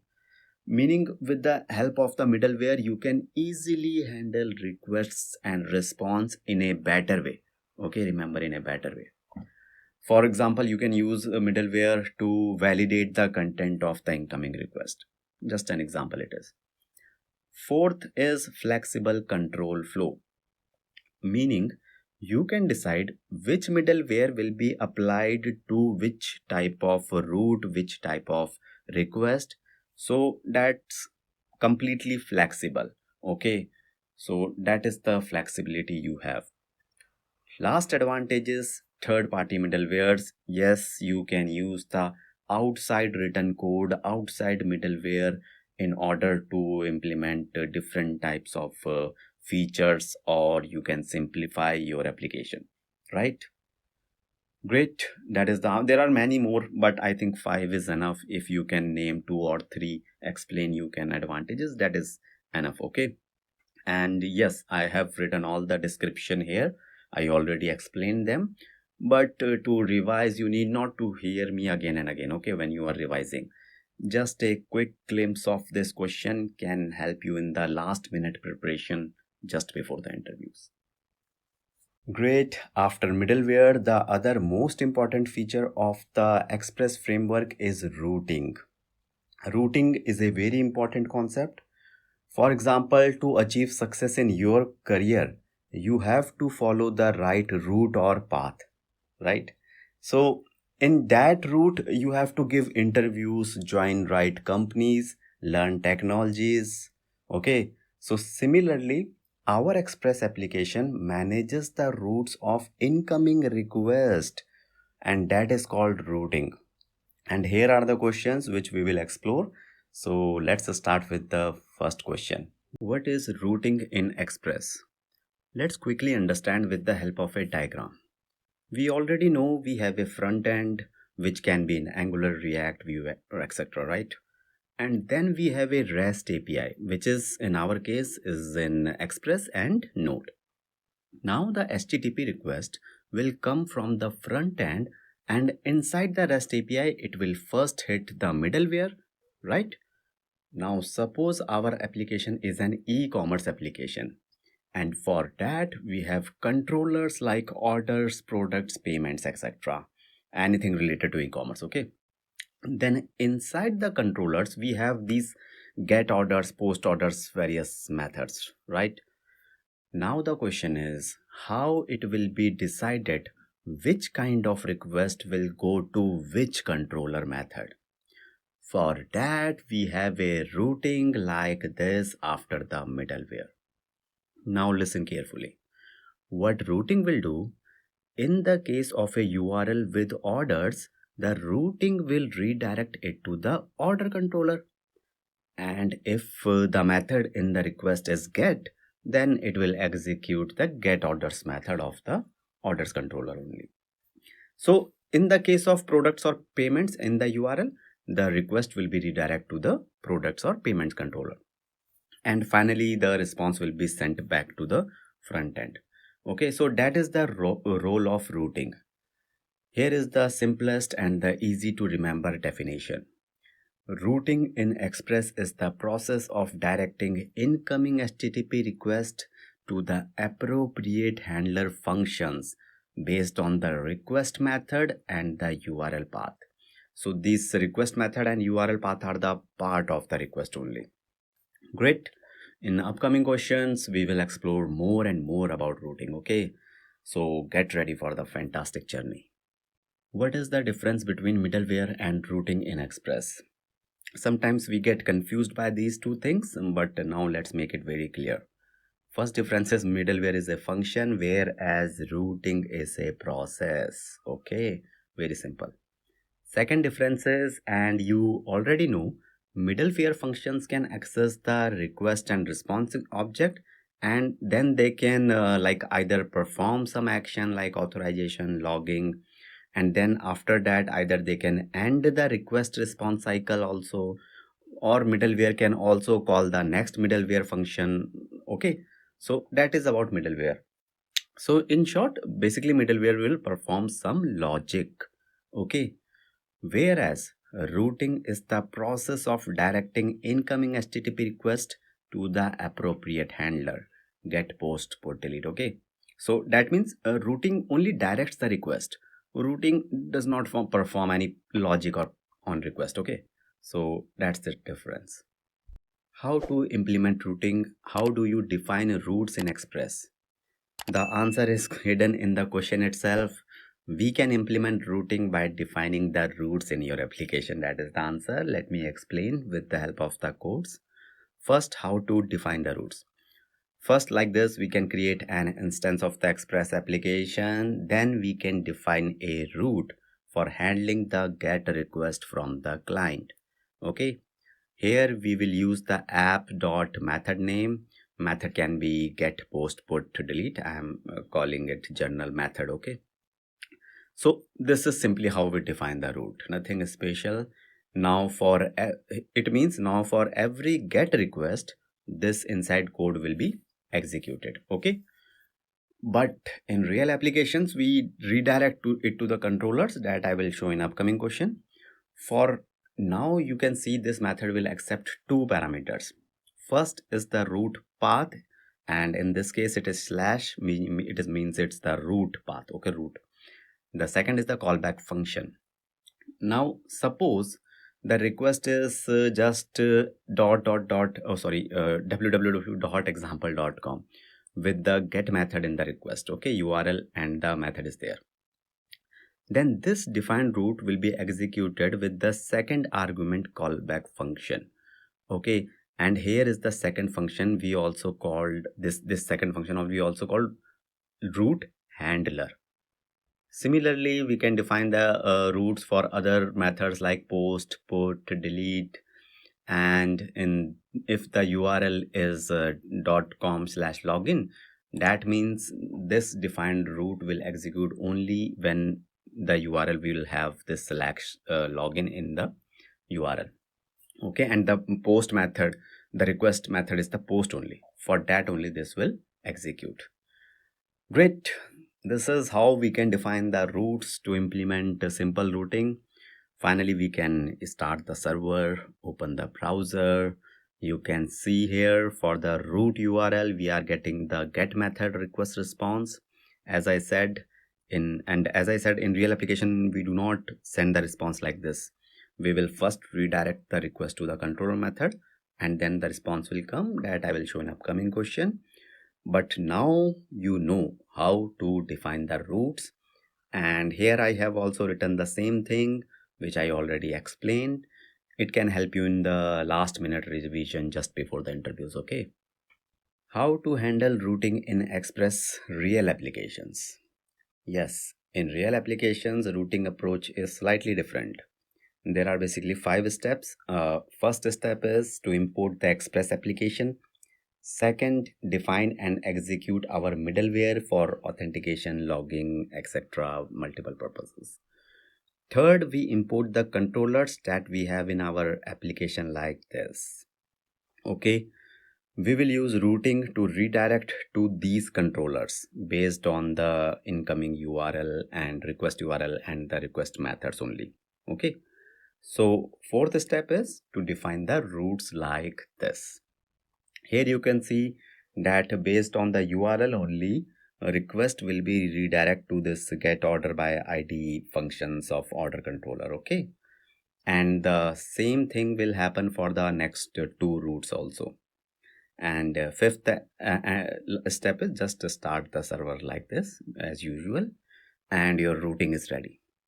So this is an idea and a basic understanding of how we can handle the routings in real applications. Okay, and the same steps I have written here for later reference. What are route handlers? I'm sure you already know the answer, but I'm covering it separately so that you do not miss anything while revising. Okay, small things matters. So we already about this code, aware about this code for defining the routes for handling GET requests, right? Now listen carefully. Here, the second argument, which is a callback function, is the route handler only. Very simple answer.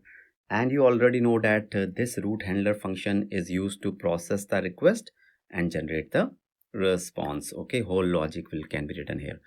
The same thing I have written here also for your later revision. Okay, what are route parameters in Express?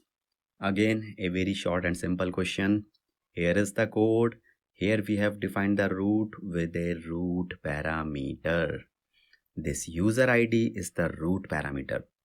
So basically it's a dynamic value that the user can send with the request URL. Okay, and then you can access this route parameter by using this request.params object. Clear? Then we can use this user ID as per our application need. Great, that is the whole and short idea of the route parameter. Same thing is written here for the later reference. Great, and here is the second list of routing questions. The list is slightly long, but the answers are very simple and short. And remember one thing, without routing, your route to becoming a Node developer will never be completed. Wow. Alright, so let's start with the first question of this chapter and clear your route to success, get success in interviews. What are router object and router methods and how to implement them? See, router method is used for routing only, but in a slightly more advanced way. Okay, so first let me show you the code implementation. Okay, there are 2 steps. First, we will implement the router method and then we will use the router method. Okay, so to implement router method, first we will create the Express application. Then we will use the express.router method, which will return a router object like this. It's very important. This router object is the main player, because then we will use the get method of this router object only to define the route like this. Okay, so this router object dot get post put delete is called the router method. Got my point? And here the first parameter is the route URL and the second parameter is the route handler. And you can also set one middleware parameter here up to your application need. Now, if you remember, this is almost same like that app.get routing technique, right? Almost same. So then why we need this router object and this router method technique? What's the need? Now listen carefully. We need this because then we can export our router like this. Okay, so like we export modules, now we can export router objects also. Now we can use this router in some other file, for example app.js and many other files, and that is the benefit of using the router methods and objects. Okay, How to use? To like that, we will first import the router that we have created, and then we will mount the router object using the app.use method. Okay, mounting means basically our router will only run for this URL, this slash API URL. So which router we created will only run for this. For example, slash API slash authorization. Yeah, so that is the mounting. Finally, we can start the application, and that's it. Finally, here I have written the simple definition of the router object and router method. The router object is a mini version of the Express application, which is used for handling routes only, and router method are functions provided by the router object only to define the routes for different methods like get, post, delete, etc. Okay, so that's it, and I will also explain like why we prefer router methods rather than app.get, post, put, delete. Okay, in upcoming question. What are the types of router methods? You already know the answer. Here are the 4 types of router methods: router.get, router.post, put, and delete. Very simple and clear. Post will work with only post, request will have only post methods, get will work with the get methods, and simple reasoning, right? What is the difference between app.get and router.get methods? So here I will conclude the differences between these two. It will not take much time. Let's quickly compare with the help of the code. See, this is how we define the routing by directly using the app.get method, right? And this is how we define the routing using sorry, router.get method. Okay, now let's see the differences one by one. First difference is, as you can see, app.get method is used to define routes directly on the application object. Directly, okay? Whereas the router.get method is used to define the routes on a router object. Okay, so the route, it's not yet implemented on that. We will export it, and there we will apply on an application object. Okay, that is the one difference. Second difference is that routes defined using app.get are automatically mounted on the route path.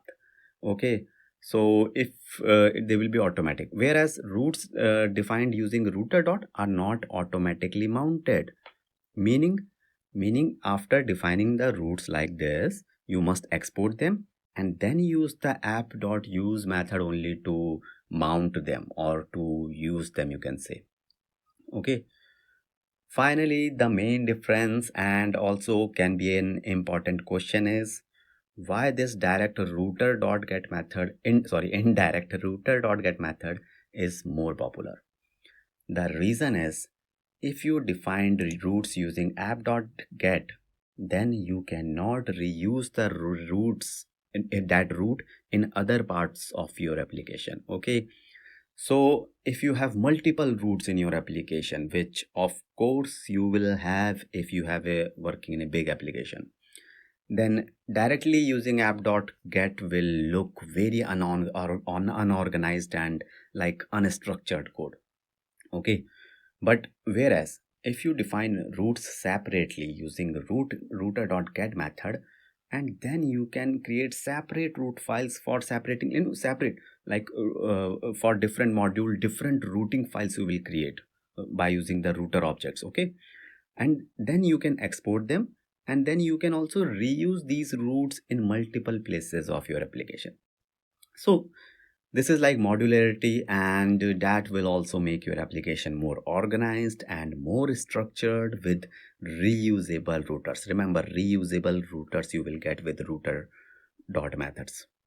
And that is the reason why in big applications where we have multiple routes, we use router methods only, not the router app.get.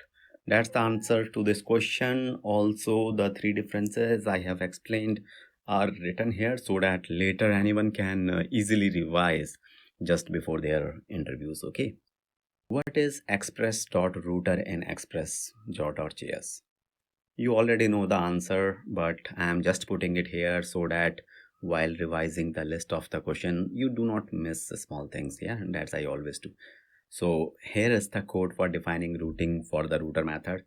And the answer is simple. Express.router is a class in Express.js that returns a new router object. Okay. Share a real application use of routing. And the answer is here routing is used for authenticating request based on the token available in request header. So let's quickly see this code. First create the router object like this, and then define the middleware function for authenticating the request, and then use the router method to execute the middleware for a specific route which is protected. Meaning the above middleware will only execute if the URL or request URL string will contain this protected word inside it. Okay. Finally, you can mount the router under this /API path, and this is a very real application situation. Okay. Now, if you open the browser, you open this /API/protected path. So, but your application, if above don't have the authentication token, that's why you are unauthorized here. Okay, will be written by the middleware. Okay. So that's very simple and real example of the real application use of the routing and middleware together. What is route chaining in Express? You know the meaning of chaining, right? So route chaining means you can define multiple route handlers for a single route. Okay, let me show you by example in this code. Here you can see we have two middlewares. Okay, now our requirement is to execute these two middlewares one by one for a single route. Okay, got it? So for that we will use route chaining concept like this. First, inside the route method, the first parameter we will define is the single route. So this is the single slash route is the single route, and then we will define the middlewares one by one. Okay, or you can also say these are route handlers. So now these middlewares will execute one by one for this single route. That is simple route chaining. And then we will of course start the server and enter the URL in the browser, see the output we are getting, middleware 2, and then finally the route handler. So basically from above middlewares only we are getting this, and this is output is also there at the bottom, and route chaining example is inside from the this route method. Okay, and basically this why we this how this concept help is route chaining is a process. What we have learned is defining multiple route handlers for a single route, right? What it is helping, how it is helping is basically modularity, organizing code, improving readability, separating concerns. Very heavy words. Okay, but in short I will say that suppose you have multiple middlewares you want to execute for one route, so that it will maintain this route chaining. Okay, and one more thing, instead of app.get we normally prefer router.get. Obviously I explained earlier for route chaining, but just to make this code shorter here I used app.get for simple explanation. Okay, only otherwise I have to create two files. So great, that's the story, and I have written here finally the route chaining definition and how it helps, that also written here. What is route nesting in Express? In real applications, you can have multiple routes, right? For example, like this, one route will go to the example.com/user route. Now, and another is going to the products route. Now, to organize the code in a better way, all child of this user like profile and others are grouped or nested inside the user's route. Okay, and all childs of roots of products like features and ratings will be nested inside the products root. So this kind of nesting and grouping is called root nesting. The definition is root nesting organizes code roots hierarchically by grouping related roots under a common URL prefix. And its advantages, it allows you to create more modular and structured code, making your code base easier to manage and maintain. All right, this is the answer, but obviously we want to look at the code that we will do in the next question. I will show you the implementation of root nesting. Okay, how to implement root nesting in Express. Now, let's quickly see the practical implementation of root nesting examples. See, we can define the users and their nested roots like profiles and others like this in one file. Okay, so here we users and their nested roots only. Okay, the file name is user.router.js. Then we can define the products related roots in another file, which is productsrouter.js. Now here, obviously due to space, I have not written the complete code, but that is the same like in the I did in this user roots above. Almost it is same, and sorry for this smaller image also. I hope you can see it properly, right? Great. Now we will mount these roots. See, we are already exporting these roots. Therefore, we can use them in our main application file app.js like this. Here first we are importing the roots, and then we are mounting all the user roots at this user power root, and similarly all products to this /product root. That's it. This is the example. This is how we are separating the files. We are modularizing the project. For more and more routing we can handle now. Different /user /product /order, different files we can create, right? And you can observe, since we are using this router methods, this is one benefit. Like app.get method we are not using, because then organizing will be different. Router get will work here. Okay, so that's why also we prefer router methods, because in real application we have these kinds of many routes. That is the answer to this question. All right, after routing, we have the shortest chapter of this course, and that is the template engine in Express. Also, this is the last chapter of our Express milestone, and here are the 3 questions. Very simple. Let's quickly start and finish it. What are template engines in Express? From the name only, you can understand that template engine purpose is to process the templates, right? Okay, so see, mostly our HTML is present on the client side UI server, right? For example, with React or Angular application. And from the Node REST API, we mainly process the business logic and the data only, no HTML, right? But sometimes we can send the complete HTML document also from the Node application. And in those scenarios, in case of like server side rendering scenarios, we can do that with the help of this template engines. So in those cases, we have the data like this, and then we can also have these many HTML templates in our Express application. These are templates. Okay, the HTML templates meaning is only static information is here, like hello is the static thing, but data will come from the above data. Okay, now listen carefully. Our template engine job is to combine the data and the HTML template to create a full HTML document like this. That is the idea, and here I have written the full and easy to understand definition also. Template engines are libraries that enable developers to generate dynamic HTML content by combining the static HTML template with the data. Okay, in the upcoming question I will show you the some more information about these engines. Okay, name some template engine libraries. As I said, template engine are libraries, and we have many template engine libraries which can generate the dynamic HTML by combining data with the HTML templates. Okay, for that we need libraries. Here are some: EJS, that is embedded JavaScript, very popular. Then handlebars, then pug is there, mustache is there, nunchucks is there.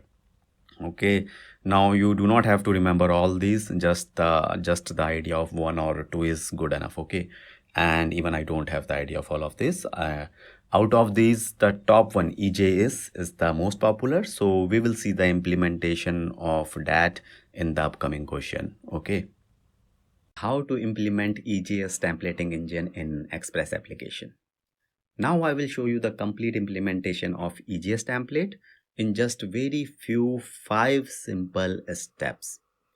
First step is to install EJS with this command, npm install EJS, because EJS is a third party module. Okay, see how simple is the step is. So second step is to create the folder views and create your HTML template, which name is index.ejs inside this folder. And then here is the code of this index.ejs file. Okay, so basically you can see this is simple HTML template, and here this data, this title will come from the Express application server, which I will show you. Now the third step is to create a server.js file, and here we will use the we will use set function of the Express application to set the view engine to EJS. So basically we are setting the view engine to EJS. Okay, there can be some other engine also, but now we are implementing EJS only. Okay, and view engine and template engine are same thing. Okay, now here we are setting it because okay, so now that's already done actually. Now fourth step is setting the views directory like this, meaning the view engine or template engine will look for the HTML template inside the views folder of your project, which you can create, which you created in there, that in second step. Okay, great.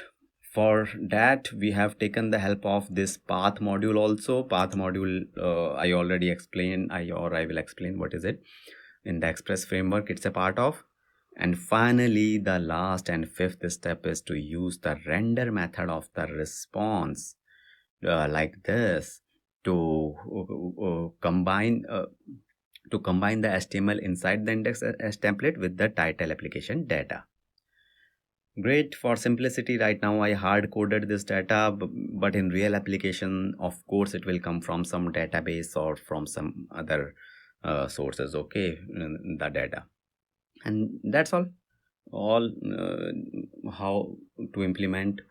And the summary is, first we are using the set method of the Express application for setting the EJS detail, and then finally we are using the application.get method to render the dynamic data with the HTML.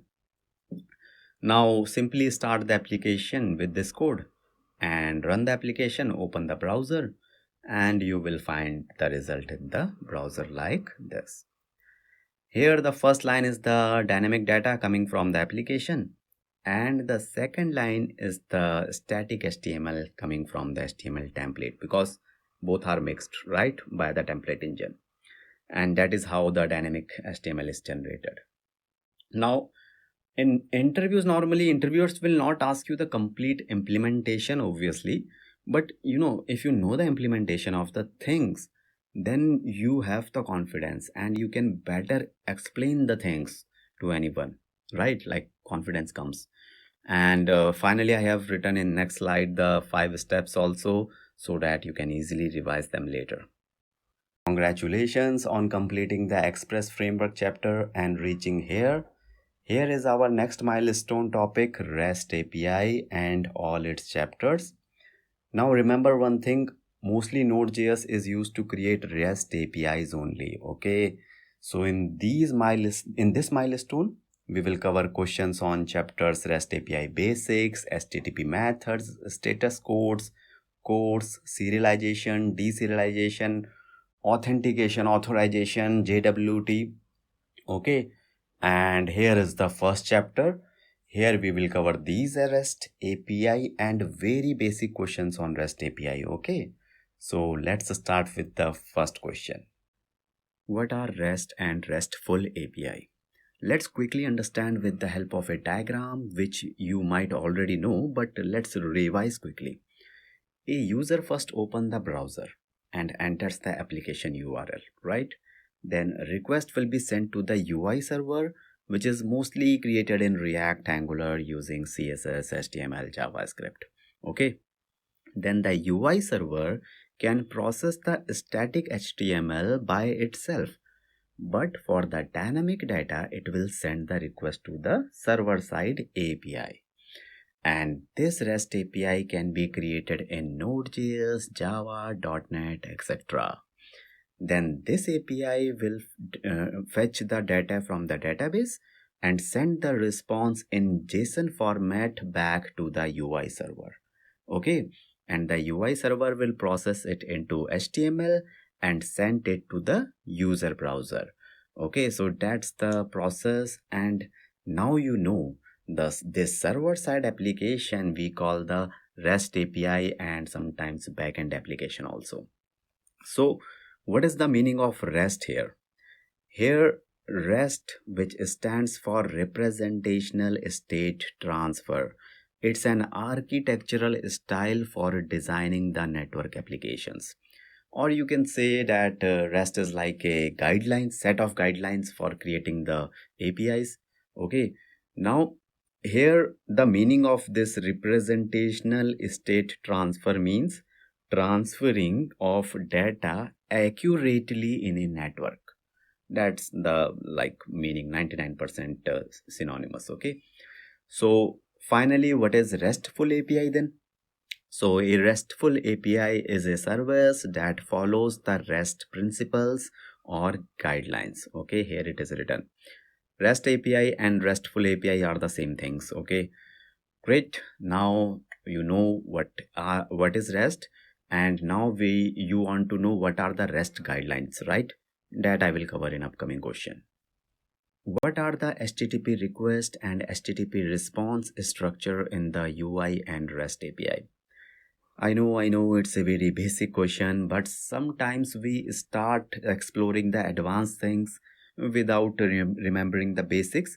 So I don't want to take that chance. So let's quickly see the structure of the HTTP request and response first. Okay. So here is our basic flow between the user, browser, UI server, and REST API. You already know this. Now, first time when the HTTP request will go from user to browser, from browser to UI, then it will be something like this. Here you can see we have this an action post and URL at the top. Then the type of the request we have, which is HTTP. Then we have the UI server address where the request will go. Okay. Then we have the request body, and the user is trying to do some sign up in this website, therefore sending the username and password in the request body. Okay, finally we can also have the request header and content type here also. So request header contains some additional information about the request. Okay, and content type is like content format. For example, here content type is text. Great. That is the idea when we send the request from UI server to from our browser to UI server. Now, based on the request received, the UI server can do some operations by itself. For example, sorting, filtering, static data, or images sending to the browser. That UI server can do. But for the dynamic and the additional data, the UI server will forward the same request to the REST API.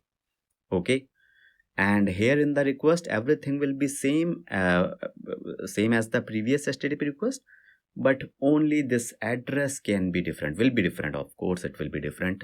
This time it will be the API server address, because this time request is going to the API server now, right?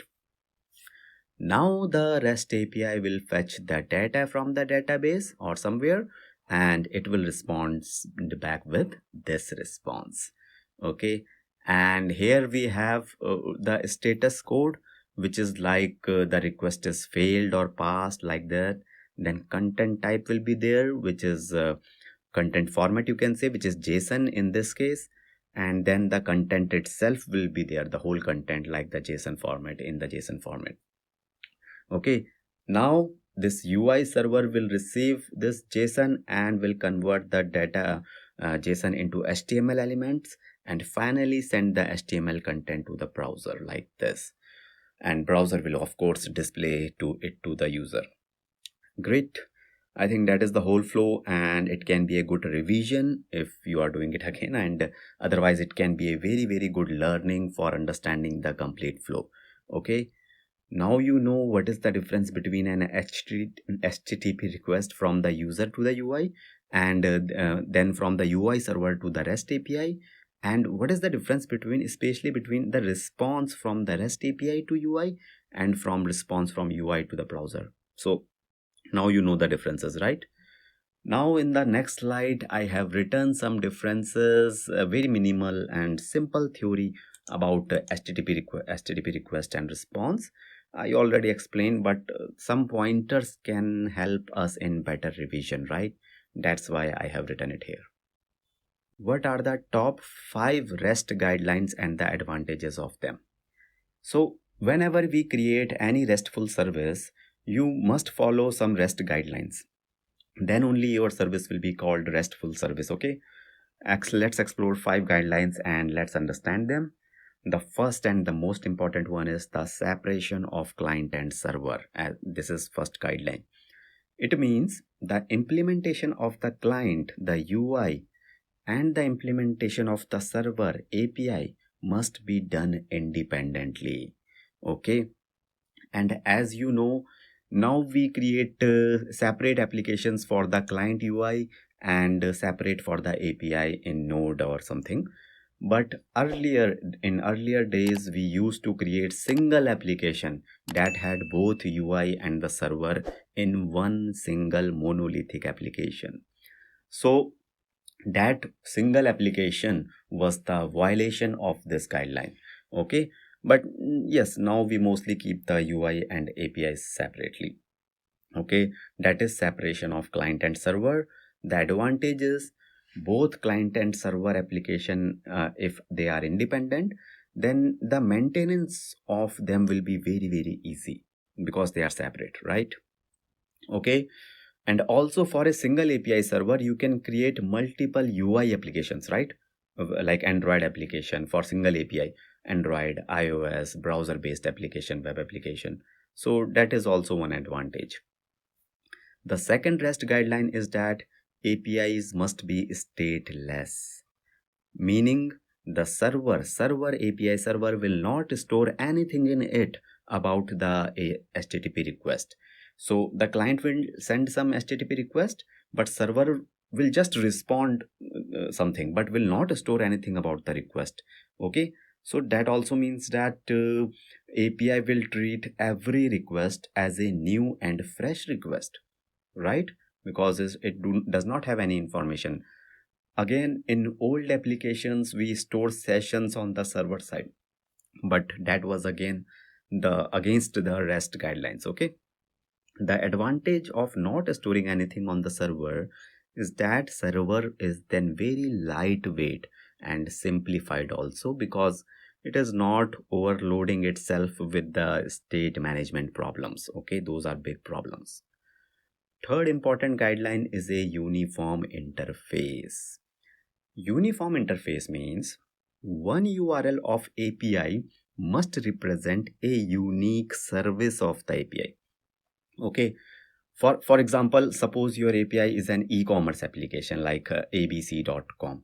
It's a e-commerce. So abc.com/API/shoes, this URL must be unique and uniform. It must get the shoes list from your website by okay. So now in your API, you should not anytime redirect this URL for getting the shirts or something else. So that is the meaning of uniform interface. The advantage is that these standardized URLs make API resources easy to understand and easy to use also. Because of course, then by looking at the URL only, you can easily identify that what service it will provide, right? Okay, so now the fourth guideline is cacheable. Sometimes your API receives same requests multiple times, millions of times, same request. Now the response of these kind of requests must be cacheable. meaning caching is a different concept, but if you know little bit about it, so it will improve the response speed and performance will be very much increased if the frequently accessed data will be cached. Okay. uh, okay, and then the fifth guideline is layered system. Your API project must follow some layered system like MVC architecture. The advantage is that layered is a very good for modular design, because in modular design we divide applications in separate modules, right? And those modules can be then handled independently without impacting each other. Okay, so that is eventually the benefit of modular design. All right. Yes, there are some more guidelines, but I think these are the top five. And out of these, you should remember 3 to 4 guidelines. And whatever I have explained, also I have written here those points with the advantages here. So that your last minute preparation just before the interviews will be very fast and quick. Okay. What is the difference between REST API and SOAP API? Some years ago, before REST APIs, SOAP APIs were very popular. Okay. Now let's quickly see the differences between them based on the features. First is architecture based difference. Remember, REST is an architectural style. Okay. Whereas SOAP is a protocol, simple object access protocol. It's not an architectural style. Second difference is REST API uses HTTP or HTTPS protocol only, whereas SOAP API can use various protocols like HTTP, SMTP, etc. Next is REST API uses lightweight formats like JSON XML only, whereas SOAP API typically uses XML. Okay. Then next is REST API are stateless, you know it, whereas SOAP API can be stateful or stateless also, depends. Next is REST API relies on HTTP status codes like 200, 201, etc. Whereas SOAP API define its own fault mechanism. Okay, every SOAP API will can define its own different. So that's a problem actually. Now I'm going the last difference between them, because of which SOAP API are very popular nowadays. Sorry, REST API are very popular nowadays, and that is REST API are generally lightweight and faster, whereas SOAP API can be slower due to XML processing. Okay, all right.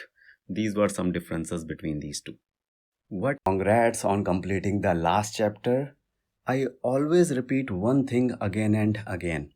If you have the interview cracking skill, if you have, then you will never be scared of any interview, any recession, bad appraisals, switching jobs, or anything else. Okay. And this skill of interview cracking can be learned by doing 3 things. First, by learning technology, obvious. Second, by giving more and more interviews. Okay. And third is, and most important thing is, by having a never give up attitude for any number of rejections. Okay. All right. Now here are the questions on HTTP methods, status codes from the REST API. Very easy and simple. So let's start and finish them quickly. Rate are HTTP verbs and HTTP methods. We already know this flow from the browser to UI server to API server to database, right? Already know. Now, whenever a request goes from UI server to REST API, it also contains the HTTP verbs. And here are those HTTP verbs or HTTP methods also. They are both same things. These get, post, put, delete, patch methods. These are HTTP verbs. Now, basically, along with the URL only, this type of action will go. Okay. So, for example, the request should get data from the API or post and submit data to the API.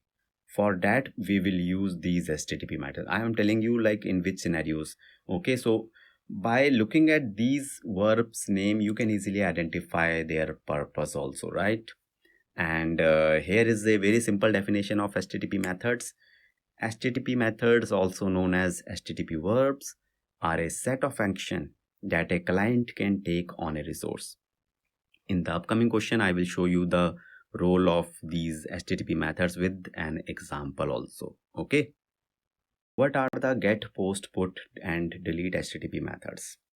Let's quickly see all these methods with the definitions and the examples. The first one is get method, which is used to retrieve data from a specified resource. For example, if this is the HTTP request URL and HTTP request method is get here, then a list of all the users will be retrieved from the REST API as a response. Remember, in this case, users are the resource, okay? Also, with this get method, you can retrieve the details of a single users also by passing this user ID in the URL like this. Then the second is the post method, which is used to submit data which has to be processed. For example, this is the same URL as of above the get request, right? But this time the request method will post data instead of get. And also in the request body, there will be the data of the user sent by the UI server. Okay. In a so basically in a get method request, the request body can be empty or it's optional, but in post you will send some data to the server. Okay. The third HTTP method is put, which is used to update a resource or create a new resource if it does not exist.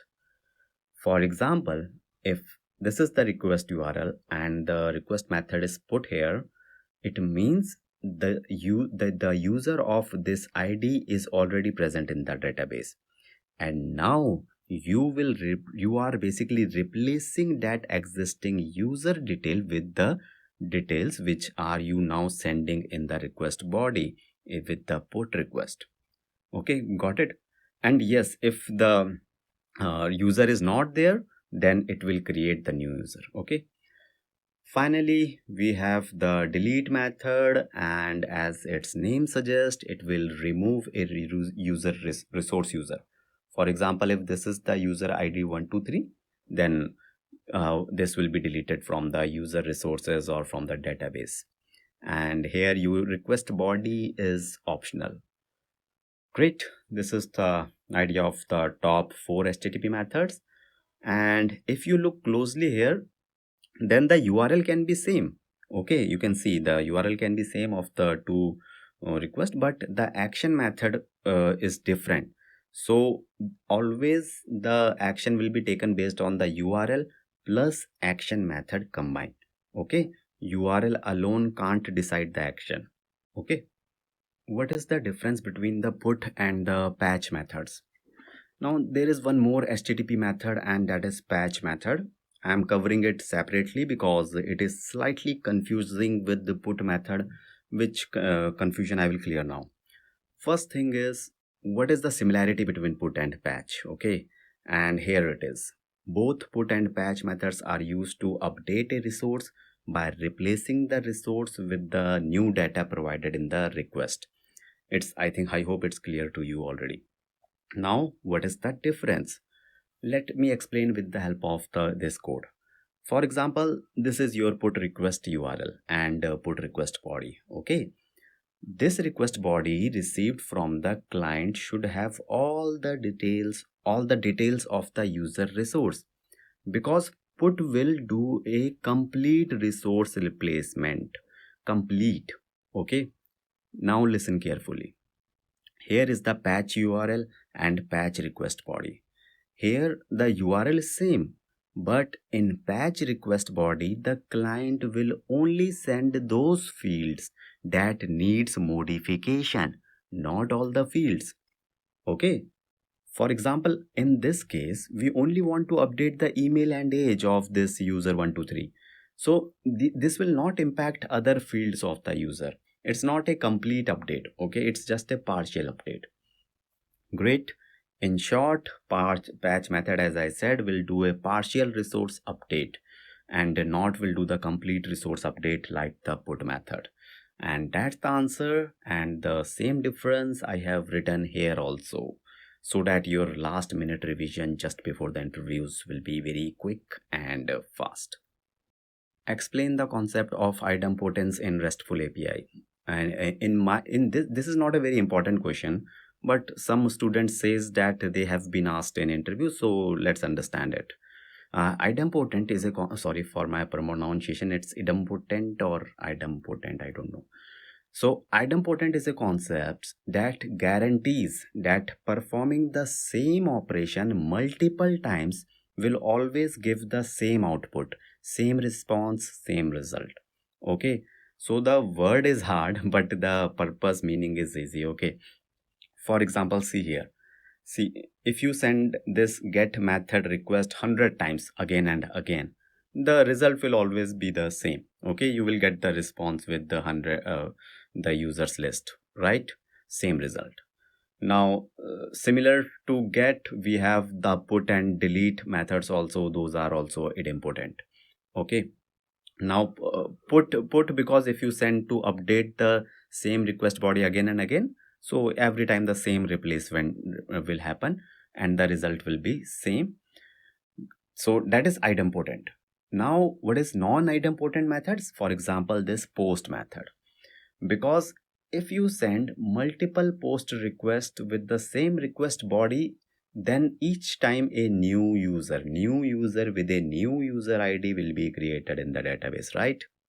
That means the result has been changed, it is impacted, and it every time it will impact, it's different. Okay, great. That is the explanation of this concept, and the same thing is written here also, which I already explained, right? What is the role of status codes in RESTful APIs? Here is the simple answer. Status codes are used to convey the results of a client request. So for example, whenever a request is sent from the client to the API server, that request on API server can be success, fail, unauthorized, etc., etc., right? Then to inform the result to the client, REST API send the status codes. Okay. So suppose client send one request to the API and API send a response with a status code starting like this one. That means the response is just informational, nothing important here. Okay, it's informational. Then if the response status code API starts with 2, then that means client request was a success on the server, API server. If a status code response is starting with 3, that means client request was redirected somewhere else.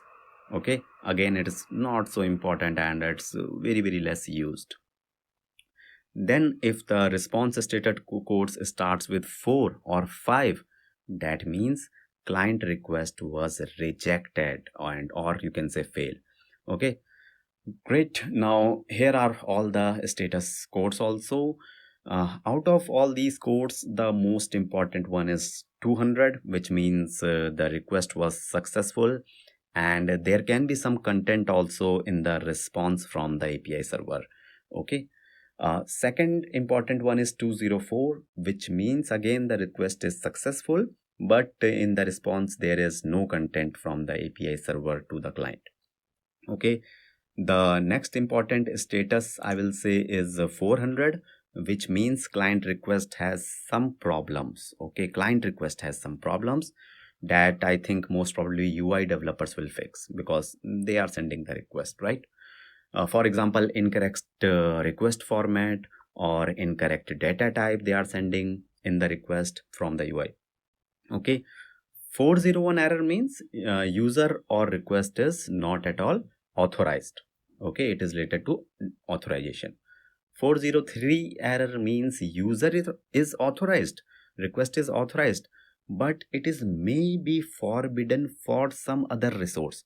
Like for some resource of API it is authorized, but not for others. For them 403 errors will be sent. Then 404 means the resource the request is looking for is actually not found. It is not present in the REST API. Maybe the client is using the wrong resource name they are asking for. Okay. This is about the errors. Then we have 500 status code, which means there is some error, but that is not due to client request. Request is fine, but maybe there is some connection, internet issue, the server is down, API server is down. So this is the difference between these 400 and 500 also. In 400 cases, failure mostly because of client request. In 500 cases, failure is because of API servers, maybe not client request. Great. That is I think the most complete answer of this question, right? Great, and congrats on finishing the last chapter. Keep going, and never ever give up on your goals. In this chapter, we will cover these questions about codes, serialization, deserialization, and some other topics of the REST API. Maybe you already familiar with some of these questions, but still I recommend that a one-time revision is very important to gain more confidence. Maybe you will get few more pointers that you can use in your interviews. Okay, and if in case any question is too easy for you, just increase the playback speed of the video. Okay, so let's start with the first question. What is codes in RESTful APIs? Very important question and asked in many interviews. Let's explore it. The first very important thing to remember is that codes is a security feature provided by the web browsers like Chrome, Edge, etc. And as per this security feature, suppose you are a user and you open this website interviewhappy.com. Now, from inside this website, you want to access the different pages or components of this same website like this. In this case, you will receive the data smoothly and without any problems. Okay. But, if you try to access the data of the different website like xyz.com, then by default, codes policy of the browser will restrict and will not allow this. Okay, this is CORS, which stands for cross origin resource sharing, which means web pages from cross origin websites, meaning from different websites or domain, cannot share resources, meaning cannot share data. Okay. All right. So similar to this one case, we have three more cases where the course will not allow the sharing of the data. For example, in this second case, you want to get the response from a subdomain. Subdomain like API dot before interviewhappy.com. Okay, that is subdomain. In this case also, by default, course will not allow resource sharing. Third case is when the domain or website name is same, but you are requesting from HTTP, but the sender is HTTPS. Then also codes will restrict data sharing. And the last case is if the port number is different, then also codes will restrict. Remember, this is the default behavior of course restrictions. But yes, sometimes as a developer, we have to allow the data sharing between different domains, right? In those cases, we have to suppress and remove this code security in our API code, which I will show you in upcoming question. Finally, here I have written the simplest definition of codes, which I already explained, but writing it here so that your last minute preparation just before the interviews will be very quick and fast. How to remove codes restriction on RESTful API. To remove codes restriction, we have to write some code in the REST API, okay? First, we have to import the codes middleware like this, okay? And then we have to enable this codes middleware for all the routes by using this app.use method. Here we are passing this course method as the parameter, and as a result, now any website with any domain name can access the data from your API. Okay, now if you don't use this course, then website will not able to fetch the data from API by default. Okay, so in short, now we have removed the course restrictions for all the domains. Now, suppose you want to configure course, meaning you want to allow some domains and disallow some other domains. So for that, you can also configure the course policy like this. Here in the parameter of the course middleware, you can configure the domain website name for which course restrictions will be removed. Remember, you can mention here. So for example, this example.com website only can access the data from this API, but other website the course restrictions will be there. Okay, then as usual, write your routing code and finally start the server. That's the complete implementation, and that's the answer for removing course restriction. And here is the one line answer. Course restrictions can be removed by enabling the course middleware in application. That's it. What are serialization and deserialization? Every developer must know these concepts. Let me show you the example here. Suppose you have two REST APIs and you want to pass data from REST API 1 to REST API 2. For this, we can use serialization and deserialization concept. Okay. First, inside REST API 1, we will convert the data object into the JSON format. And this processing of converting the object into any other format, JSON, bytes, etc., is called serialization. Then we will send this JSON over the network to the REST API 2. There we will convert this JSON back into the object, and this process is called deserialization. Okay, clear? Now you may ask why we are not directly passing the object also. The reason is, see, some APIs are created in Java, some in .NET, some in Node, different technologies, and every technology handle objects differently. Therefore, first we convert object to JSON, because JSON is common for every API, every technology. Okay, easy to understand actually. And then we send them. Great, that is the answer to this question. And these are the simplest and easy to remember definitions of serialization and deserialization, which can help you in the revision from the book later. What are the types of serialization? Very simple and short answer. There are mainly three types. Binary serialization. Here you convert data or objects to the binary or byte format.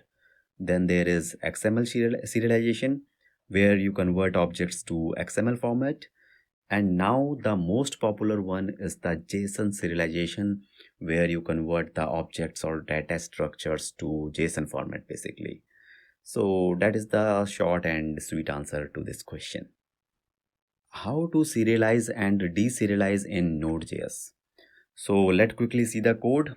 See, here we have one object, and then we passing that object as an argument inside this json.string5 method. Okay, so this method as a result will return the converted JSON string, which you can see in the output here. And yes, now you know the answer. Serialize a JavaScript object into JSON format using the json.stringify method. Okay, similarly, here is the code for deserialization. Here we are passing the above JSON string inside the parts method of the JSON, and as a result we are getting an object that when we are printing in console, so like this will be the output. So the short answer is, deserializing a JSON string into a JavaScript object can be done by using json.parse method. Great, now you know what methods are used for serialization and deserialization in Node. Explain the concept of versioning in RESTful APIs. Yes, like we get new versions of mobile phones and softwares with the time, same is the case with the APIs also. With time, as per the new requirements, we create a new version like this 3 version of our REST APIs, and then now maintaining all these old and new version is called versioning. Now I might ask one question: why we are maintaining these old version 1 2 of these REST API? Why just we can dispose them or destroy them? See, suppose we created this version 3 latest of our API and we did some changes here, okay, from version 2 API methods. But then maybe some of our API clients are not yet ready to accommodate those new changes of the version 3. Maybe they do not have the developers budget or for any other reason, okay? So in that case, if we maintain the previous version of the API, then client can keep using the previous version 1 and 2 of the API, and therefore the client application will not break because of the latest version changes in 3 version. So like this, the client applications can use the URLs based on their requirement, which version they want. For different version, different URLs can be there. Okay, now you clear, right? And here is the definition. Versioning in the RESTful APIs refers to the practice of maintaining multiple versions of an API to support backward compatibility. That's it. What is an API document? What are the popular documentation formats? All right, so when we create our REST API, then maybe multiple Android, iOS, web-based web UI application will start consuming our API services, okay? Right? Now, in order to inform those clients about our API methods and about the kind of request and response structures which our API accept, we will create a document, okay? And that document we will share with them. Now, so that they can easily, make their UI applications by watching at that documents. They will be knowing that, okay, that these are the methods.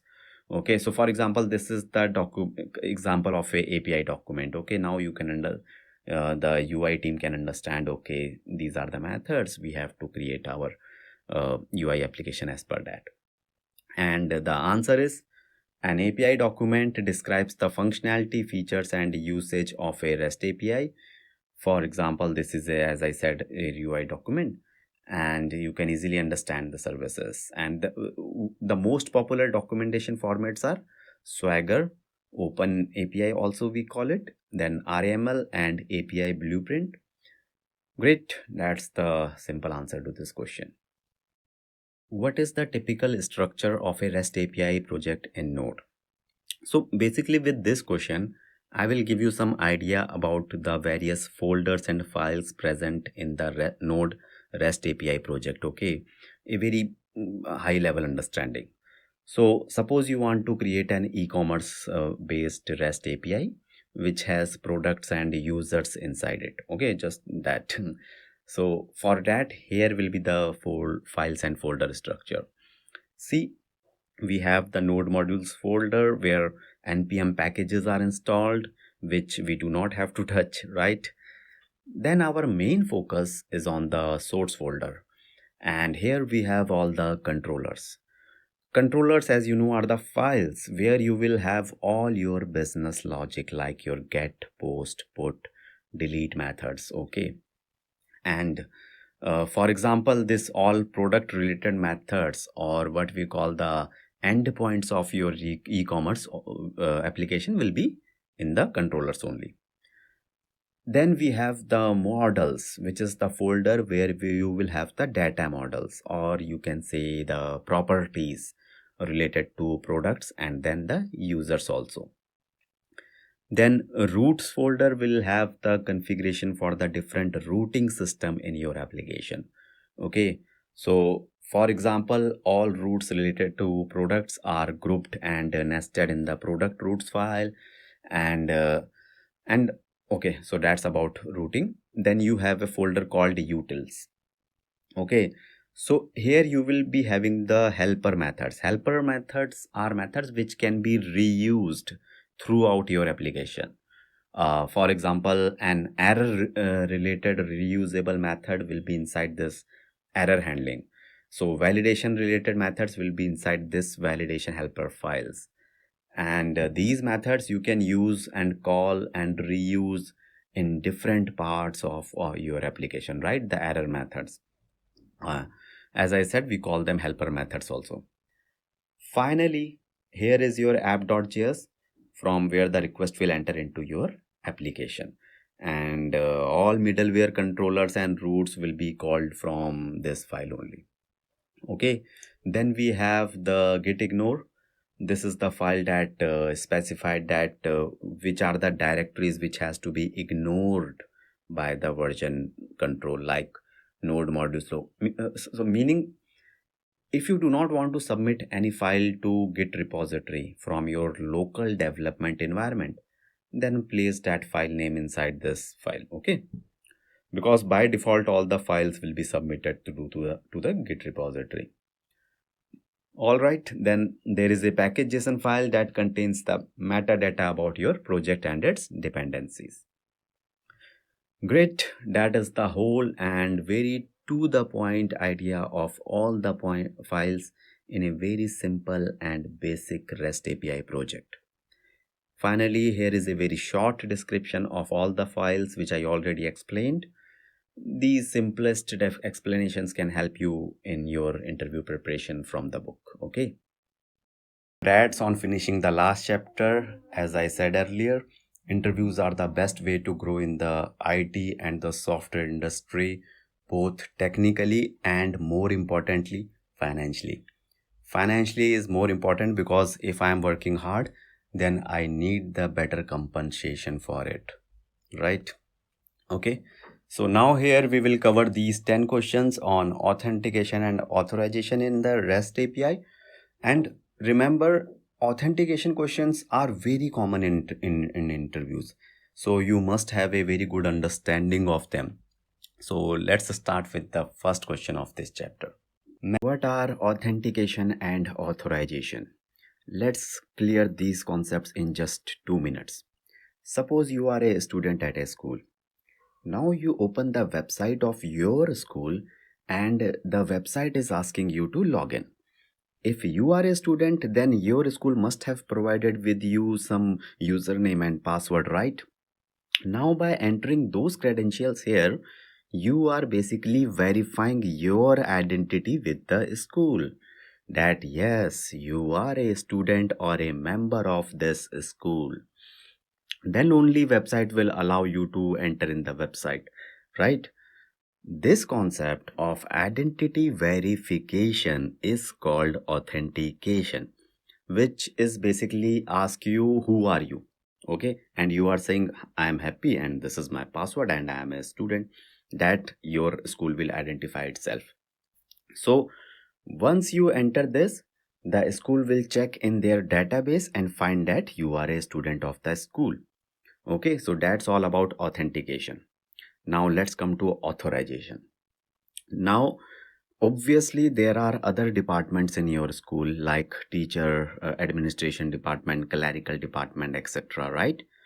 So, when you log into your school website with student roles and rights, now suppose your school website has these 4 functionalities. As a student and as a student, yes, you are able to view the result. But you as a student cannot edit or submit the result, right? And only a teacher can do it. When a teacher will log in, then they have the right to do it. Then yes, you can pay the fees, but you do not have any salary. Therefore, you cannot even view this salary tab. Okay. So this kind of access to the resources, different resources based on the user's roles like student, teacher role, admin role, etc. is called Authorization. Great, that's the whole idea. And remember one thing, authentication will always happen before authorization. Okay. All right. I think now these concepts are very much clear to you for your lifetime. And here I also have written the definitions of authentication and authorization. These I already explained, but written here so that while revision, just when revision, just revising just before the interview from the book will be very quick and fast. Okay. What are the types of authentication in Node? We have five main types of authentication, and it's not just in Node but in almost all technologies. Okay. Here are they: basic authentication, API key authentication, token based authentication, and JWT authentication is a type of token based authentication only. Then multi-factor authentication and certificate based authentication. In the upcoming question, one by one, we will explore all of these authentications. What is basic authentication? Very simple. Authentication means verifying the user's identity, right?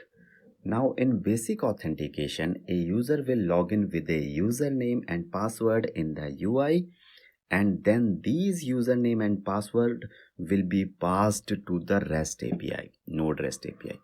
And then the REST API will validate these credentials in the database, and then only the user will be authenticated. See, it's very simple and straightforward authentication, right? No confusion. But it has one disadvantage. In basic authentication, username and password are sent as the plain text only over the network. Plain text, sorry. The password is not encrypted or encoded, therefore it is not considered a secure method of authentication. Okay. So also there is one more thing in basic authentication, the password is stored in the database in the text format only, which is again a security risk. Okay, I will explain you in the upcoming question how to secure the password. Okay, but for now you know the basic authentication and its disadvantage. Both are written here, what is basic authentication and what is its disadvantage for the later revision from the book. What are the security risks associated with storing password as plain text in Node.js? Very short but valid and practical question. Suppose this is your user table and here are the username and password stored as plain text, right? Storing password like this can be very risky, because if someone somehow gets access to your database, then that hacker can just use these all usernames and passwords to log into the websites, and they can steal your information, the access, all the things, right? But if you will use encryption algorithms and save the username and passwords like this in encrypted format, in that case, even if the hacker gets these username passwords, still they have to first decode them first, and there are many encoding and decoding algorithms, therefore it will be bit difficult for them to decode it. Okay, great. I think you got it now. Why storing password as plain text in database is a bad idea, right? And the same thing is written here for the risk about the unauthorized access of plain text passwords. And yes, there is one more thing, the compromise of other accounts. So basically, when many users tend they reuse the same password across multiple accounts, right? Same password for their bank account, Facebook, everything. So again, if a hacker knows your Facebook password, then they might be knowing your bank password also, because it can be same, which is again very risky. So but one thing, so Gmail, Facebook, banks, that's why they never store passwords as plain text, and they use different algorithms for encoding and decoding password.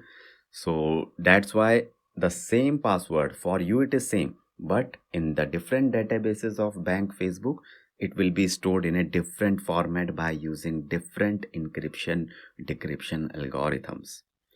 Great. Conclusion is simple. Never store passwords as plain texts in the database as a developer. What is the role of hashing and salt in securing passwords? A very interesting concept.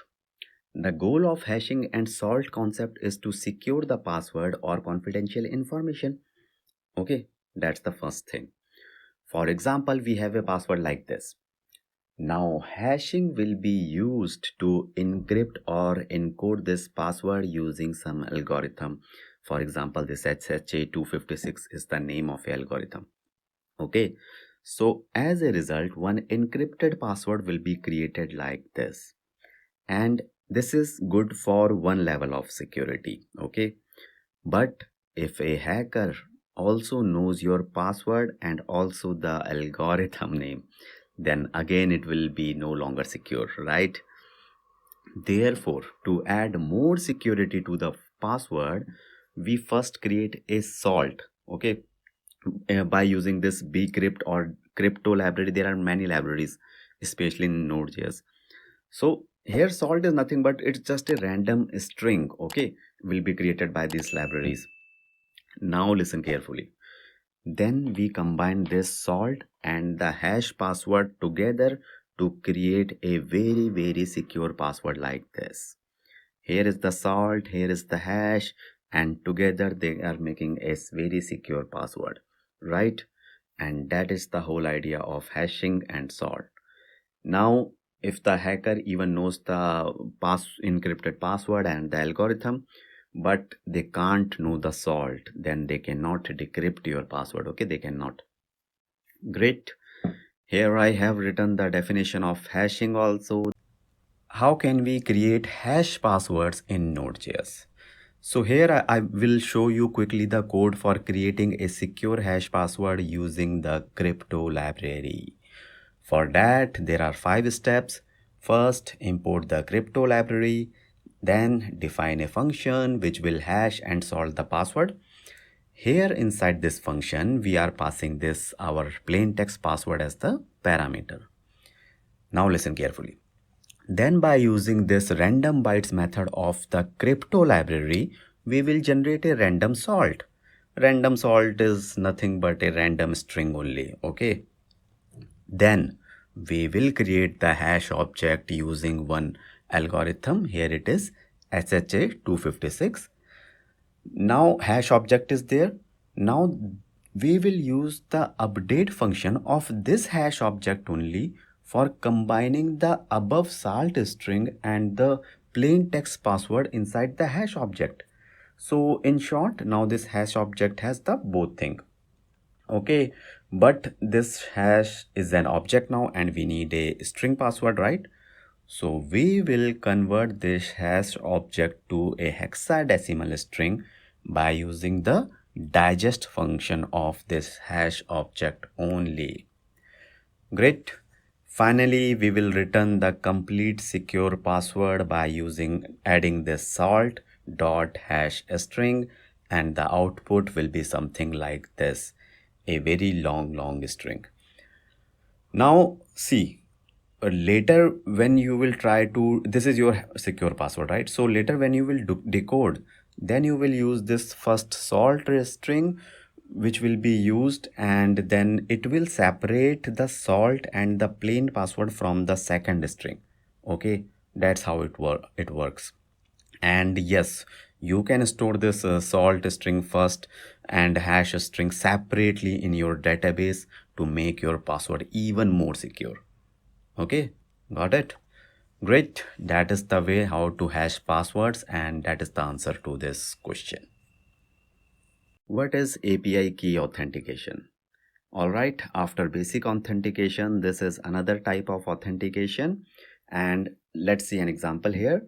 Here is one API key example. See here, this is the screenshot of a Postman tool which is used to basically test your APIs. Okay, and here we are not passing the username and password, see, like the basic authentication, but we are simply passing this API key like this.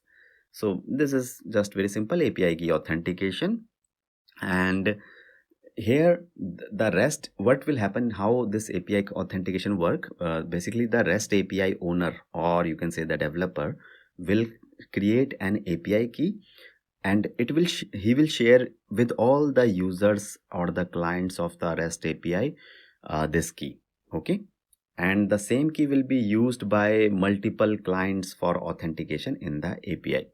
See, and the benefit is that the same API key can be shared with multiple clients, right?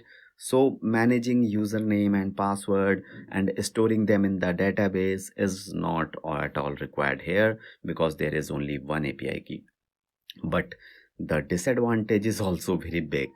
So because this API key can be shared by your clients further very easily, okay, and therefore unwanted clients can access your REST API, which is again not a very good thing, right? And the same thing is written here also. What is API key authentication and what are its disadvantage? That's the answer. What is token based authentication and JWT authentication? Nowadays, this is the most popular kind of authentication technique used in REST APIs. Here, token based authentication is a type of authentication, and when we use JWT as the token in token based authentication, then that is JWT authentication. And you can also say like JWT authentication is a type of token based authentication also. Okay, so JWT stands for JSON Web Token. For interviews, this JWT authentication process is very important, and that I'm going to explain here. And here are first the main players in the authentication process. First is our browser, which will act as the front end, you can say, also front end, you can think of it. And then we have the REST API in Node, which you can also call middleware, server side, back end. Okay, now there are 8 steps in this authentication process of JWT. First, user will from the client side send the username and password through the browser and send them to the API with a post request. Now, of course, I'm not saying that browser will send to the client and client will send to the server. Basically, both will together will send to the API server. Okay. Then, in the second step, the API will receive these credentials, right? And they will authenticate, or you can say validate those username and password, whether it is valid or not. If credentials are valid, a JWT token will be created and that will be sent back to the client as a response. Clear? Now, if the credentials are not valid, it will not return, API server will not return an JWT token, rather a authentication error will be written. Then as a next step, the client will store this JWT token in the local storage or in the cookies of the browser. Okay, now listen carefully. When the JWT token is stored, then for every future or subsequent request for the data from client, this token will be sent in the header of every request to the REST API from the client. Okay, got my point? Token will go every time. Username and password will not go then. So now when the API will receive the token, it will check and validate the token signature with the help of some algorithm. And if the token is valid, valid means it must be the same JWT token which initially the API has sent to the client. Okay, and if it is valid, then only the API will send the data to the client. Great. Finally, the client will display the data in the browser, and that is the whole process which I make simpler for you. And that's the reason why for any website we have to enter username password only once, because first time after first time you will receive the token, and then only the token will be sent for the validation, not the username and password again and again. Okay, So this is the working of JWT token authentication. And yes, there are other authentication techniques also, but this is the most popular one. And that is the answer to this question, the steps and the explanation. Okay. What are the parts of the JWT token? If you want to see a JWT token, how it looks actually, then here it is. And it is a site named jwt.io, which is normally used to decode the JWT token. So here on the left side is the JWT token separated by .c. Here we have three parts in different colors. The first part, we call it header. The header mainly consists of two things. First is the type of token, which in this case the type of token is JWT. The second thing is the algorithm name that is used to generate this token, such as HMAC, SHA-256. Those are the popular algorithms. Then the second part of the token is payload, which contains the claims. Claims means the information about the token, like who is the issuer of the token, who issued the token, then the subject of the token. So subject means which typically identify the user. It is basically the user also, you can say. Then the expiration time of the token, that and the time when the token was issued. So all is like claims, the information about the token. Okay, that is payload. Last is the most important part, and that is signature. Okay, so whether your token will valid or not, that is verified by the signature only in the REST API. When they will receive, then they will verify the signature.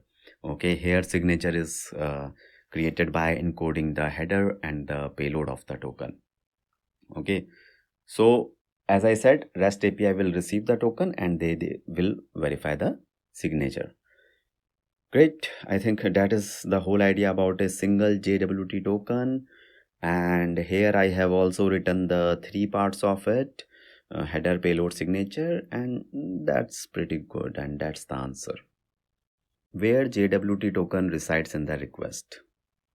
See, the postman tool is here and JWT token is here. And if you see, it is inside the request header. Okay, so we have the inside the request, we have the header, the body. So token will be inside the header.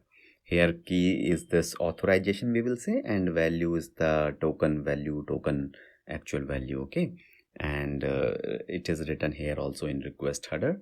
Very simple short answer of this question. Many congratulations for completing the REST API milestone and chapters. Now that we are here, we will cover some random topics from Node, like error handling, debugging, security, performance, deployment, testing, WebSockets. Okay, so let's start with the error handling and debugging chapter, and here are the questions from it. Maybe you are already familiar with some of these error handling techniques. In that case, if it is too easy for you, then just increase the playback speed of the video. So let's start with the first question. What is error handling? In how many ways you can implement error handling in Node applications? Let's start with the definition this time. Error handling is the process of managing errors that occurs during the execution of a program or application. Okay, now there are many ways to handle errors in Node projects, but it depends on your choice and basically which methods you prefer. And here are the four techniques for error handling. The first error handling technique is the try catch block with synchronous operations. Okay, second is error first callbacks using them. Third technique is using promises with asynchronous operation. And fourth, and I think it's the most popular one, the try catch with async await for the asynchronous operation. And if you already know some of these concepts like the promises, async await, then error handling is very easy for you. Okay, and in upcoming question I will quickly cover all these techniques also, but for now you know what is error handling? We have to manage the errors, right? We have to report them, log them, and then we have to analyze them. For that, we have to write some code, and that is error handling. How to handle errors in synchronous operations using try, catch, finally. Let me explain quickly with the help of the code. See, first we will write all our synchronous code inside this try block. Okay. Now, whenever any error will occur in this try block, for example, here I am forcefully, intentionally throwing this one error. But of course, in real application, you will have some code and that will throw error when some user is using it, right? But here I am doing it intentionally just to show you how the flow work. Okay, now to handle this error, we will use the catch block like this. Now what happened? The error will be received. If there is any error in the try block, the error will be passed to this catch block, and this error parameter will have all the details of that error. Okay, so here inside the catch, we can log the error to some log file, and there are different ways to log, and then developer later can analyze and fix that error, right? So this is try catch is all good for managing the errors, but sometimes there is a situation when we have to execute some code irrespective of the error.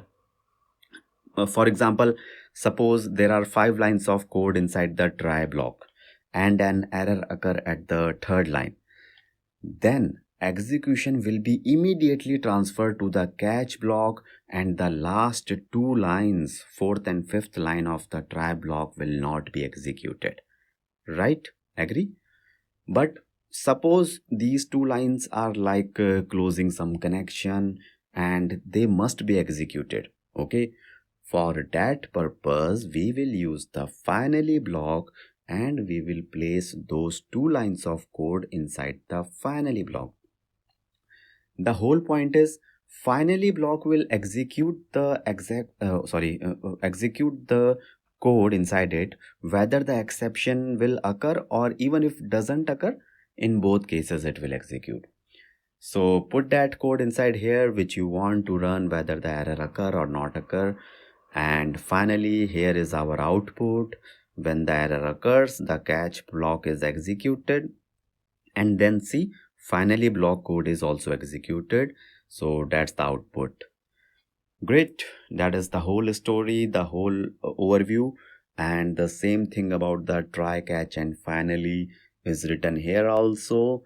This can help you in the last minute revision just before the interviews, very quick and fast from the book. What is error first callbacks? Error first callbacks are a way of handling errors only in a synchronous operation in Node application. Okay, and their way of working is hidden in their name only. Focus on the name, error first callbacks. Now let me explain and show the code. See, here is a very simple error first callback function defined. Okay, this is error for.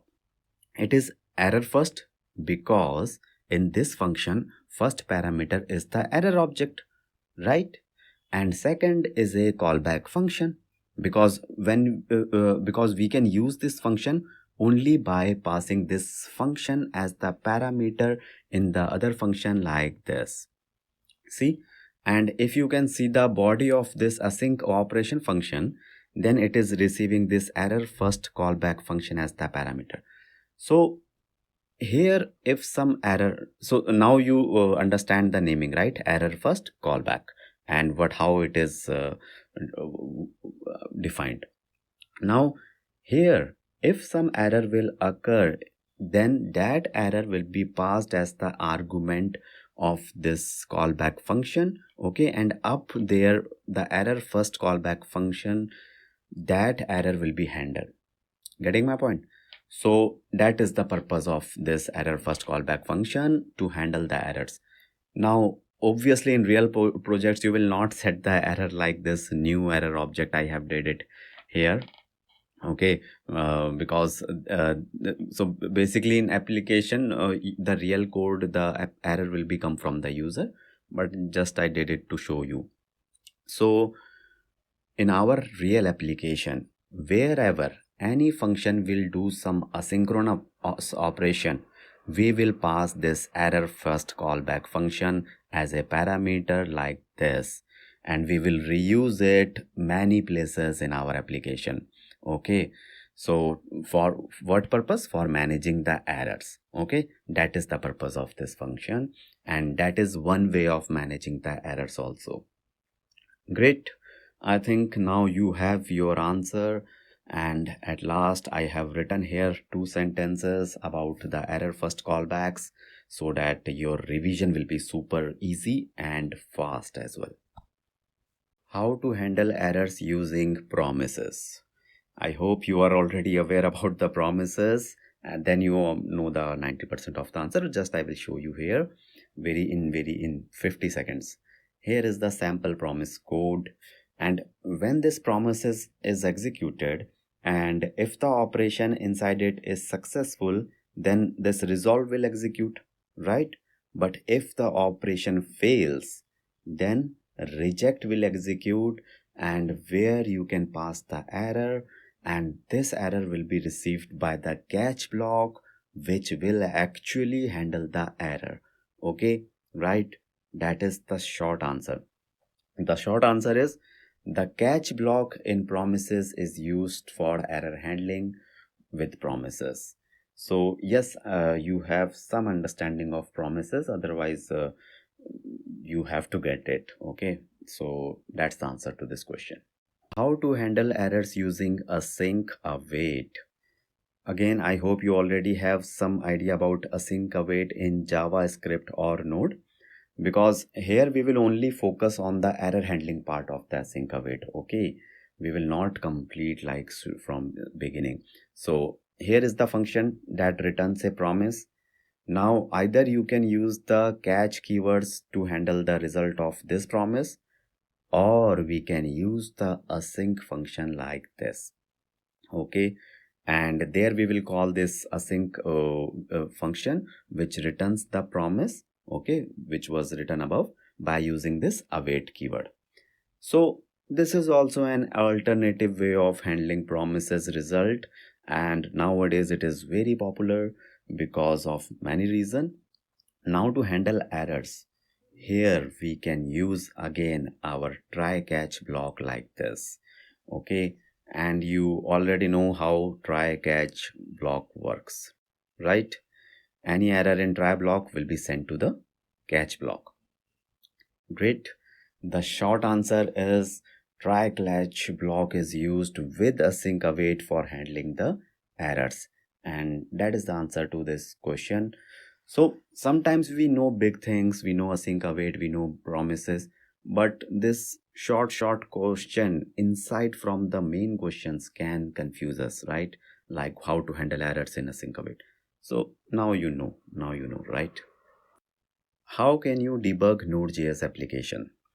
Now there are many techniques to debug Node applications, and it's up to you what you prefer. I will share the names of 5 debugging techniques. So first one is you can use this console.log, or you can say the second technique is the debugger statement. Then we have third technique, Node.js inspector tools or Visual Studio code debugger, and the most basic one you already know, I hope, Chrome developer tools. Okay, now remember in interviews, please name only those techniques that you can explain a bit. Okay, never say any word in interviews that you cannot explain, because then you will be trapped in your own words. Okay, so speak what you know, what you can explain. And here I hope you already know this console log and Chrome developer tools, you already know. Rest are the tools. If you don't know, no problem. Okay, great. That is the short and simple answer of this question. Alright, if you reached here and completed all the questions and answers, then congratulations, because where there is a will, there is a way. My best wishes are with you, and if you have any question, then feel free to ask me in the comment section. Again, all the best for your interviews and career, And if you want to say all the best to me, then do like and subscribe and just post one comment how you feel, and whenever you get the job or offer, just post one comment. Okay. Remember, only giving up can stop you now. So never give up.